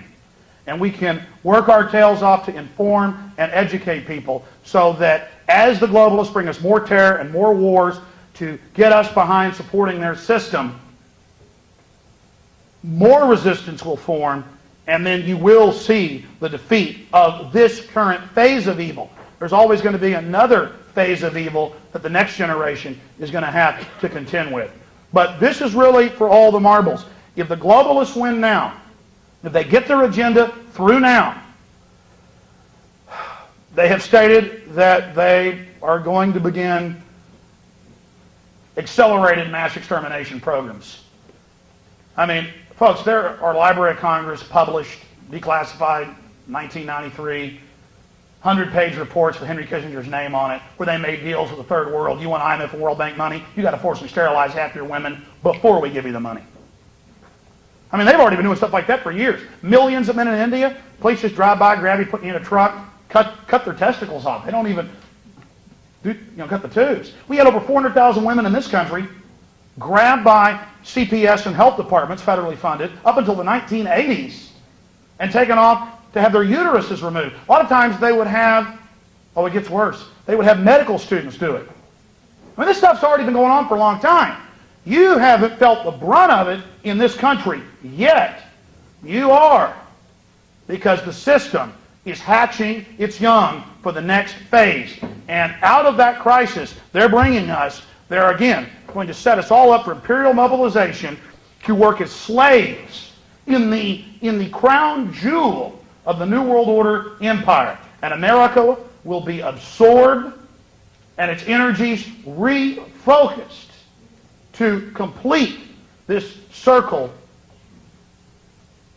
of wickedness. But again, think about how far we've already slid. The American Bar Association comes out and says, lawyers are going to spy on you. By law, they're going to have to tell the judge and the prosecutor everything about you, but they don't have to tell you. And by the way, we're not going to let people represent themselves because they keep winning all their cases and having a better track record. And well, we're a private monopoly, again, out of London, England, and we're going to make you do that. Here's another one. Your cell phone is now a tracking device, and this particular story is out of the Green Bay newspaper. And the reason it's interesting is it says, in 2001 they passed a law that all new cell phones, well, the law was passed in 96, it activated October 1st, 2001, 5 years later, that all new cell phones have to be satellite trackable. That is, there's GPS in the cell towers, they triangulate your cell phone and follow you, even when it's off. And they said, well, the governor, Doyle, got together with Homeland Security, and we don't just need the feds to be able to monitor this, we need the local police to have a tracking system for everyone, just to keep track. We punch your code in, Social Security in, and you got a cell phone, it pops up where you're at, even when your phone's off. I mean, imagine trying to tell this to somebody 10 years ago that, well, there's going to be a big, giant federal office that it's secret, and it's going to watch you as you drive around with your cell phone or in your car. And then they go on in these articles to say, by the way, the government also had a feature put in, it wasn't really mentioned back in 1996 when it was passed, that they need to be able to covertly turn your phone on and listen to you while you got it. But Again, it's to stop terrorists. We passed it many years before the terrorists, but we said the terrorists were coming, and this would all be needed. Here's another one out of the BBC, spy plans for new cars. And I remember about 8 years ago, a listener sent me a truck driving magazine. It was how great it was. All the new cars, big rigs are going to have this. We're going to track you and tax you a little bit, but it gives you more service, and it's going to be a wonderful thing. And then I, about 4 years ago, had this Wisconsin state congressman on. Remember the legislature? He said, yeah, I'm on a federal board. I want to warn everybody. The CNN News article got him on. He said, I want to warn everybody. I've been in the federal board meetings. Within 5 years, they're going to be taxing all of us to drive our cars and regulate us. This is horrible. They're going to track us with them. And the guy sent me a full copy of the federal plan. I had it right there, and I was warning everybody they're going to do this. And people call, they're on the street, go, Alex, you've gone too far. There's no way they'd get away with that in America. There's no way they'd be able to get away with that. I'm not going to put up with it.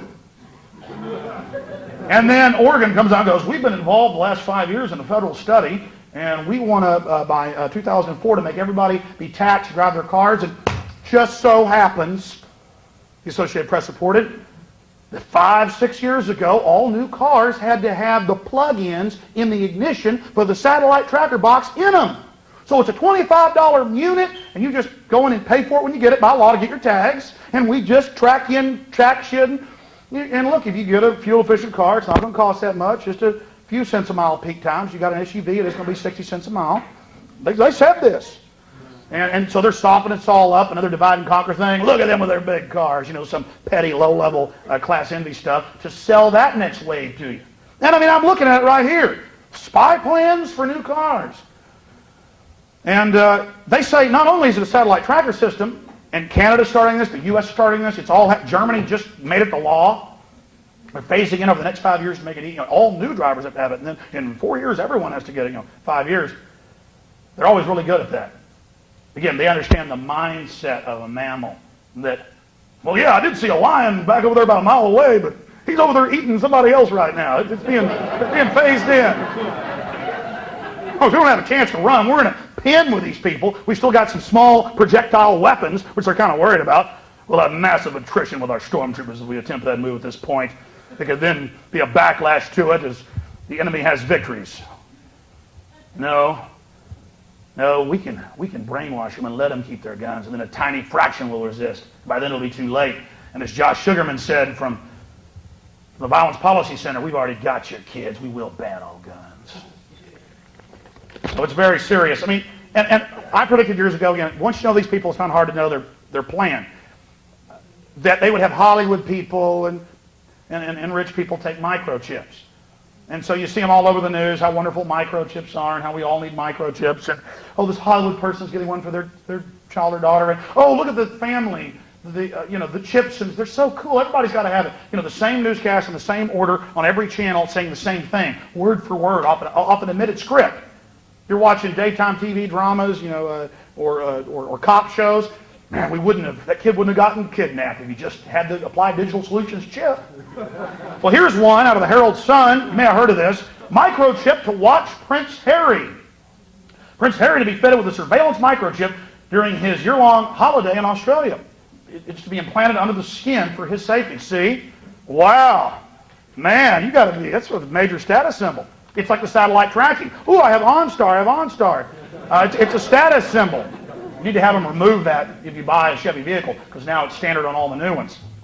And that's the same federal package. Ford's announcing to make GPS standard. See, oh, it's standard, and by the way, there's a tax, and by the way, we set this up 5, 6 years ago. See the premeditated nature of it? See how they build the infrastructure and then put us into it? I remember 4 years ago being on the radio and going, here's the Army War College document. Here is the public plan. They're talking about hive minds, connecting us all in by law with microchips in our brains by 2025. The Army War College brags how they'll use the media and hype and peer pressure to get the people to accept what they would have never accepted without the brainwashing, the conditioning. And people go, man, you flipped out. I can't believe that. And I put a link on my website to the Army's website, .mil. And they go, I can't believe they're saying that. The Army's job is going to be implanting every citizen with their own chip. But they actually said that. And then everybody saw on the news the last 2 years after the terror attack, they suddenly played up child kidnappings that were actually way down, but they played them way up and said, what's the answer? And suddenly on every network at the same time, microchips, implantable microchips to track and trace you. I mean, this stuff sounds crazy, but you have all seen it on the news. You've all seen the unified propaganda, the systematic crafting, the same phrases, whole paragraphs on different networks spoken exactly the same. And see, that goes into the nature of the staged events. They're calling it a Patriot Act debate nationwide. Ashcroft's hearing your concerns. They drive the guy in secretly to the hotel where he gives a speech. No one is allowed in. They frisk the media. Only allow certain members of the media to ask questions. This has all been admitted. I mean, it's like Bush up there for how great Made in America is, how much good American-made things we have, how good the economy is up in St. Louis earlier this year, with all the Made in America USA sprayed on the boxes, and they zoomed in. It's all made in China. None of it was made here, but it was just an illusion. Secret Service told them in Indianapolis, Indiana, a couple months ago, all right, everybody, the president's about to be here. Take your ties off, or you can't be in here. Thousands of people. Some people said, well, I'm not taking my tie off. Secret Service threw them out. That's your free country. You go hear the president speak, and it's all. Let's have everybody from the weapons plants come. It's already a controlled mass there, and so the crowd from the weapons plant comes in to watch the president. They're already all for weapons sales and everything. So this is a good crowd. But then they're told, take your ties off, because they want to have the view that we're blue collar. We're not wearing ties. My point is, I could talk for hours about that. It's totally staged. It isn't liberal bias or conservative bias. See, they know that your minds are somewhat sophisticated. So they will create layers of, you peeled that layer back, you found out it was a liberal bias. You peeled that layer back, it was a neocon bias. You peeled that layer back, it was a big government bias. No, it's again, scientifically crafted warfare system. And even before they were coming out with all the microchips, telling us how good all the implanted microchips would be, they said, watch kooks that talk about implantable chips, and all these nuts that talk about urban warfare training and black helicopters. And all of a sudden, years before they launched all the helicopters on us and the raids and the training to get us ready to get rid of posse comitatus, the 1878 law that bans the military from engaging in law enforcement activities, they would say, crazy people talk about black helicopters. It's a code word for absolute evil. And then when the helicopters and the urban warfare training hit Texas and the rest of the country, and they were blowing up buildings in front of people and terrorizing the population, Czechoslovakian troops running around, they went, of course, we're just doing some training to get our military ready. And yeah, black helicopters exist. But still, people that warn the public about black helicopters, kind of this icon or symbol for urban warfare training, conditioning, they go, but you're still weird to talk about them. You're still weird to talk about implantable microchips. You're that weird guy who talks about all that weird stuff. I'm like, why isn't it weird when it's on the news? Right. See? So that's built-in defense mechanisms where people don't want to face a threat. So they want to just deny what you're saying. They want to deny what you've told them. They don't want to believe it. Everything's been made so comfortable for us here while they euthanize the human spirit. Here's one out of Television Week. We posted this on Infowars.com. Television Week.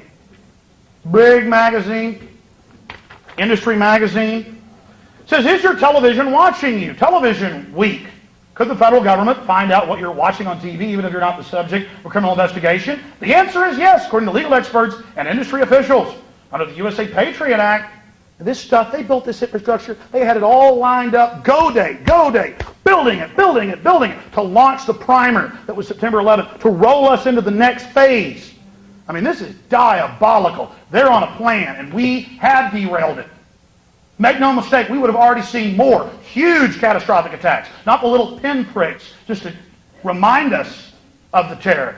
If you wouldn't have been out there involved, speaking out, writing books, putting up websites, doing radio interviews, calling into talk shows, telling people at church what's going on, making copies of videotapes. If you wouldn't have been doing that, believe me, they'd already be blowing stuff up. They'd be launching more anthrax attacks. They were, the big CFR guy who kind of runs the terror operation for the government, makes little terror announcements, the Hart-Rudman Commission, Gary Hart, he got up on TV middle of last year, he said there will be smallpox attacks in Denver, Dallas, and Cleveland, and you better give all your rights up. I mean, he said it. He said, you just get ready for it. We're going to lock all the cities down. They had the head of FEMA, Mike Van Winkle, up in New Jersey, say in the newspaper, in the Gannett News Service, that, hey, under a red alert, you can't leave your house. You'll be considered an enemy combatant if you leave your home.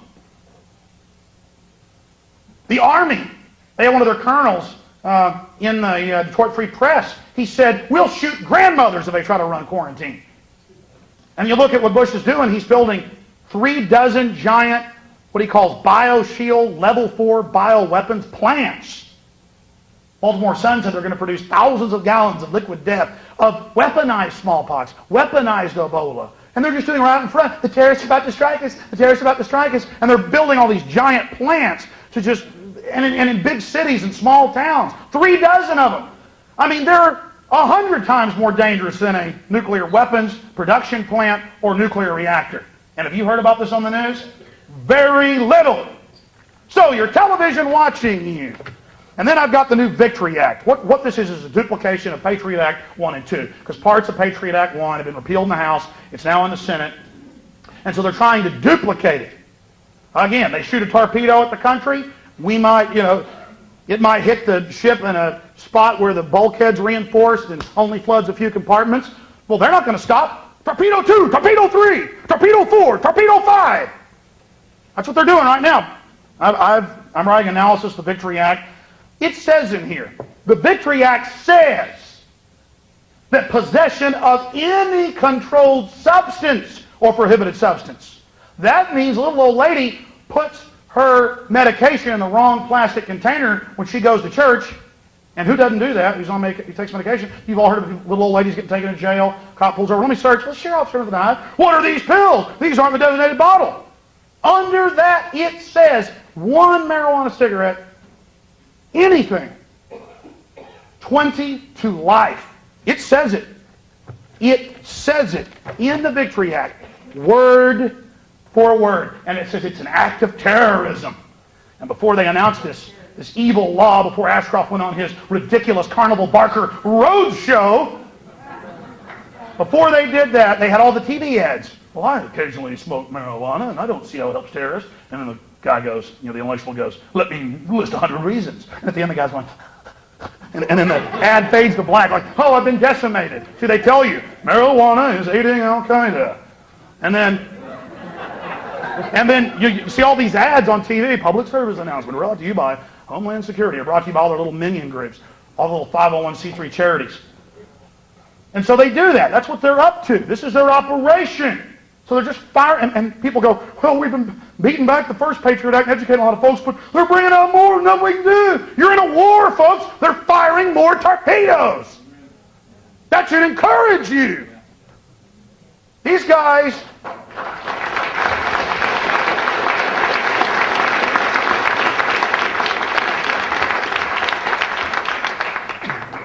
arming enemies, arming terrorists. There are as many examples of this as there are fish in a good-sized lake. I mean, it's amazing. Here's one, Time Magazine, and they just admit this now. Nukes to North Korea from Nashville. And it says, yeah, these conservative groups that own these big weapons companies, they've been selling all the nuke stuff to Kim Jong-il in North Korea. Now we're going to have World War III to fix it. Well, that's all right. But we had to go in there and get Saddam, man. He had some aluminum tubing. My gosh, that guy, he was in bombed-out bunkers. He was a real threat. Of course, he also had about $4 trillion in oil, and a bunch of weapons sales, and got the troops in that region, invade Syria, Iran, everybody else. So there's that. And there's idealistic Philippine rebellion leaders claim moral victory. This was all over the BBC and the French news.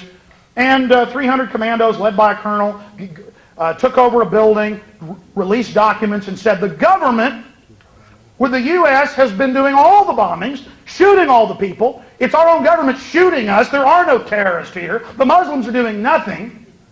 These so-called terror groups are the Philippine government, quote, that wants to continue martial law. It's been in effect there for decades. I mean, it's simple. Let's say I owned the company that sold fire department equipment, and I wanted to make some money. I'd go out and set fire to something out here in Bastrop, and then I told you you should have bought my firefighting equipment. I mean, it's not hard to figure this out. Here's another one. U.S.-Pakistan made deal over capture of bin Laden. That's out of the mainstream India. And Musharraf's over there, the head of India, the head of Pakistan, next door to India, we're all threatening to nuke each other, and they're saying, well, yeah, we could have got bin Laden, but we just didn't. That would have caused some problems. And they flew 8,000, it's not 6,000 now, 8,000 Taliban and Al-Qaeda out to safety in the middle of the phony war. All opposition fell apart. They flew them out to safety, admit the U.S. government did it, and Fox News said, well, it's true, but it was an accident. You're going to talk bad about our C-130 pilots? They didn't mean it. And there's the Pentagon there, admittedly, with large groups of euros and dollars and gold. Some news articles paying them. Good job, men, good job. They go in, act cool, shoot some stuff up. They were put in by the globalists. Then they have this big phony war. They collapse and fall back, and the globalists take over that country in a month that the Russians couldn't do in 8-9 years. It's all staged, folks. And they've got more wars. They say a 100-year war. They say that it's never going to end. And the war is now against people that smoke marijuana. Not against Ritalin or Prozac users, though. The war is now against people that don't turn over their property to the government. There's this stuff in the Victory Act about protesting or standing up for your land when they're taking it, and you're a terrorist. I mean, all this legislation turns us into serfs, slaves. You tell somebody this, though, they go, that's ridiculous. Government would never do anything wrong or want to control us. Oh, no, just all throughout human history, 6,000+ years of civilization, that's all they ever tried to do. But now they're all nice and sweet. By the way, guys in black ski masks were always bad guys. People in black ski masks, oh, that's the terrorist, that's the bank robber. About 5 years ago, Hollywood, the news, hey, all cops look like this, it's cool, they're the good guys. Every department, well, I got to have my own combat boots and my own ski mask, my own black helmet, and somebody's door to kick down. Man, that's cool. But the good news is that John Ashcroft has been trying to go around the country and have these staged town hall meetings where they only allow police and government employees in. And in Detroit, he got up this week and began giving a speech, and at the end of it, a man stood up and said, Mr. Ashcroft, I would like to know which of your terrorists are going to be used for a new 911. You and Vice President Dick Cheney, said the heckler who got into the room in a downtown Detroit convention center by posing as a TV reporter.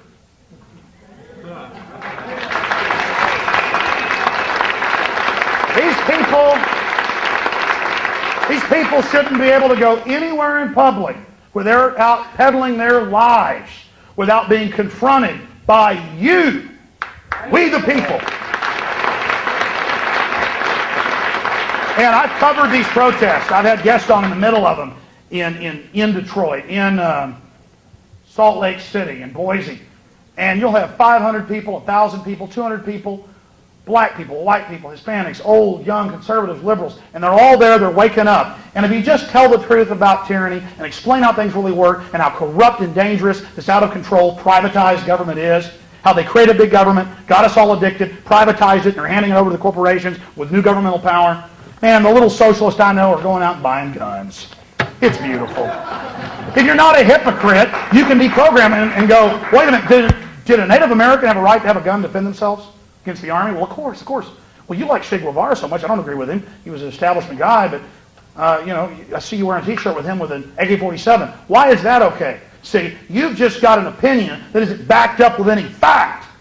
And it's a recipe for disaster to disarm a population. You disarm a population. Let's say we had a little angel running the government right now. When you do get a dictator, they're going to be able to go all the way. And that's what the separation of powers are about. That's what the Bill of Rights is about. It's all about restraining power. Realize that history does repeat itself. And emperors and kings and despots and strong men and king rats have always used crises, the threat of the unknown, of the enemy, of the criminal, the low-level criminal, to convince the mass to relinquish control of their lives and to serve and become willing slaves of the system. This system is un-American. It's anti-human, it's anti-God, it's degenerate to its very, very core. And you are part of history in your fight against it. You are special. You do matter. You are leaders. So get in the bleeding heart liberal idiots' faces, the mindless neocons.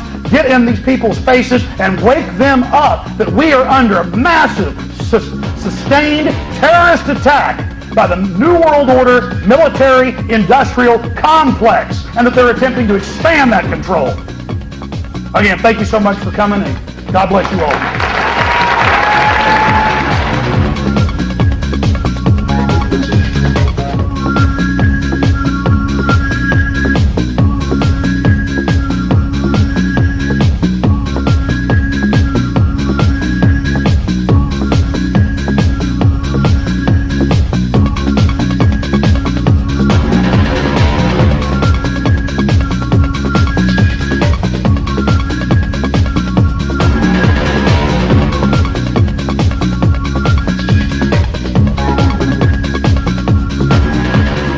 Thanks for watching this presentation of The Matrix of Evil. All these different diverse minds coming to you with the same conclusion. World government, tyranny. It's up to you to become a leader. If you want to reach people, you first have to be informed. And one of the key areas of the New World Order agenda is government-sponsored terror, where the government carries out terror attacks and then blames it on their political enemies. And this is going on from Germany to Japan to the United States to Israel. And in my book, 9/11, Descent into Tyranny, I detail the history of government-sponsored terror. We focus on Oklahoma City and September 11 and show how they're using that as an excuse to expand their police state. I've also published another book by Paul Watson, Order Out of Chaos, Elite-Sponsored Terror and the New World Order.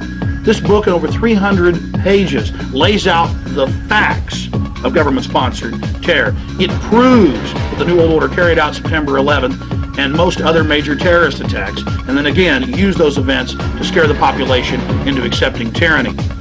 One of the best videos I've produced, of the 10 I've made over the last 6 years, is Police State 3 Total Enslavement. You want to wake people up? This is one of the key tools that we offer. It covers what the New World Order is, the history of it, the PNAC prior knowledge of September 11th, the attack on liberties through Patriot Act 1 and 2, Homeland Security, Ashcroft's lies, government-run white slavery rings that are admitted in the mainstream media as one of their largest industries after drug trafficking.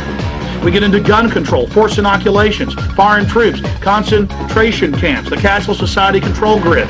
Police State 3 Total Enslavement, folks, is an incredible film if you want to truly be informed about our world today and be educated so you can inform others and be a leader in your community. And then, of course, I produced 9/11, The Road to Tyranny, covering September 11th and government-sponsored terror, along the same lines of the book, 9/11, Descent into Tyranny. Part 2 of my 9/11 film and book is The Masters of Terror Exposed. And this film just continues with hundreds of smoking guns and red flags proving that the military-industrial complex carried out September 11th. So again, please visit Infowars.com or PrisonPlanet.com and our secure online shopping cart and buy these books and videos and share them with your friends and family. Or you can simply call toll-free 1-888-253-3139 or write to us at the address that we're going to put on the screen. Number one, these videos and books are powerful tools to wake people up. 90% of those that see these documentaries are beginning to awaken because the New World Order agenda is so far along now, they're very perceptive to the truth. They already instinctively know that something's wrong. And secondarily, purchasing these films and books also supports our ministry and what we're doing to unlock minds, to free minds out there, to shatter the controlled paradigms and attempt to resist this dehumanizing force that is neo-serfdom. Again, thank you for joining us. Thank you for your support. God bless you.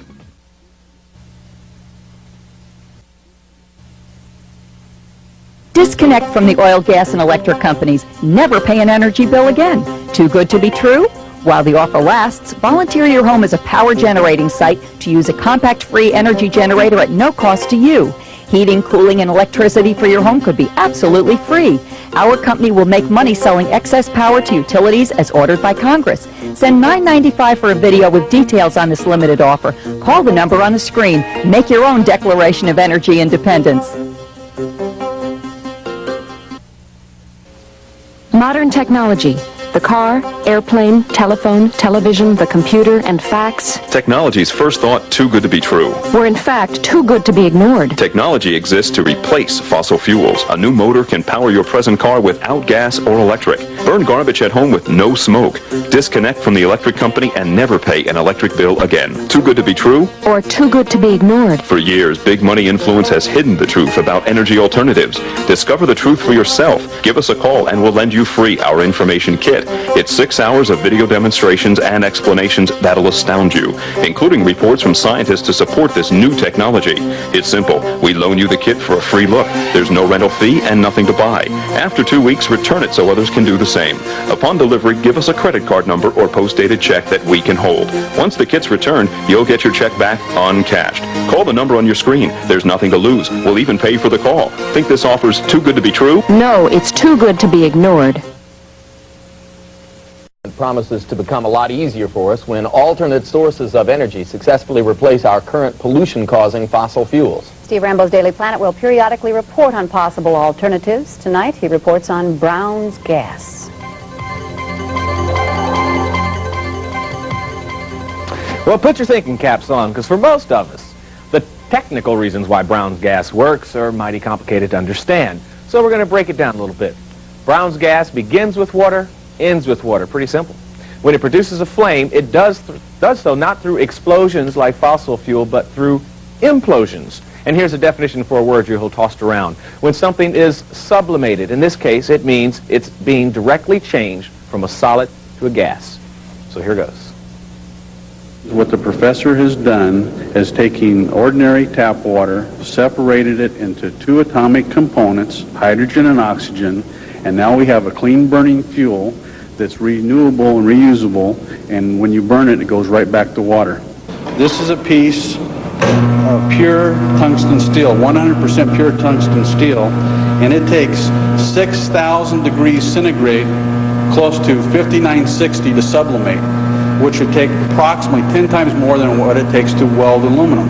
Without any adjustment of this flame, I'm holding my finger there, we can sublimate tungsten steel instantly, go right back to gas.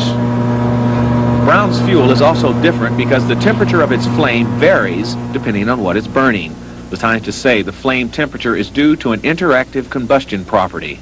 The heat is produced by the material. The tougher the material, the hotter the flame gets or the reaction is.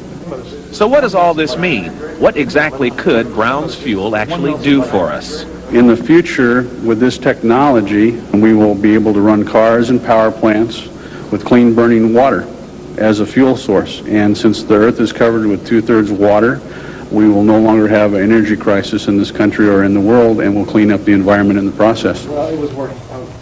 Incredible. And finally, an energy source of a different kind. Today begins one of the biggest weeks for our planet, Earth Week.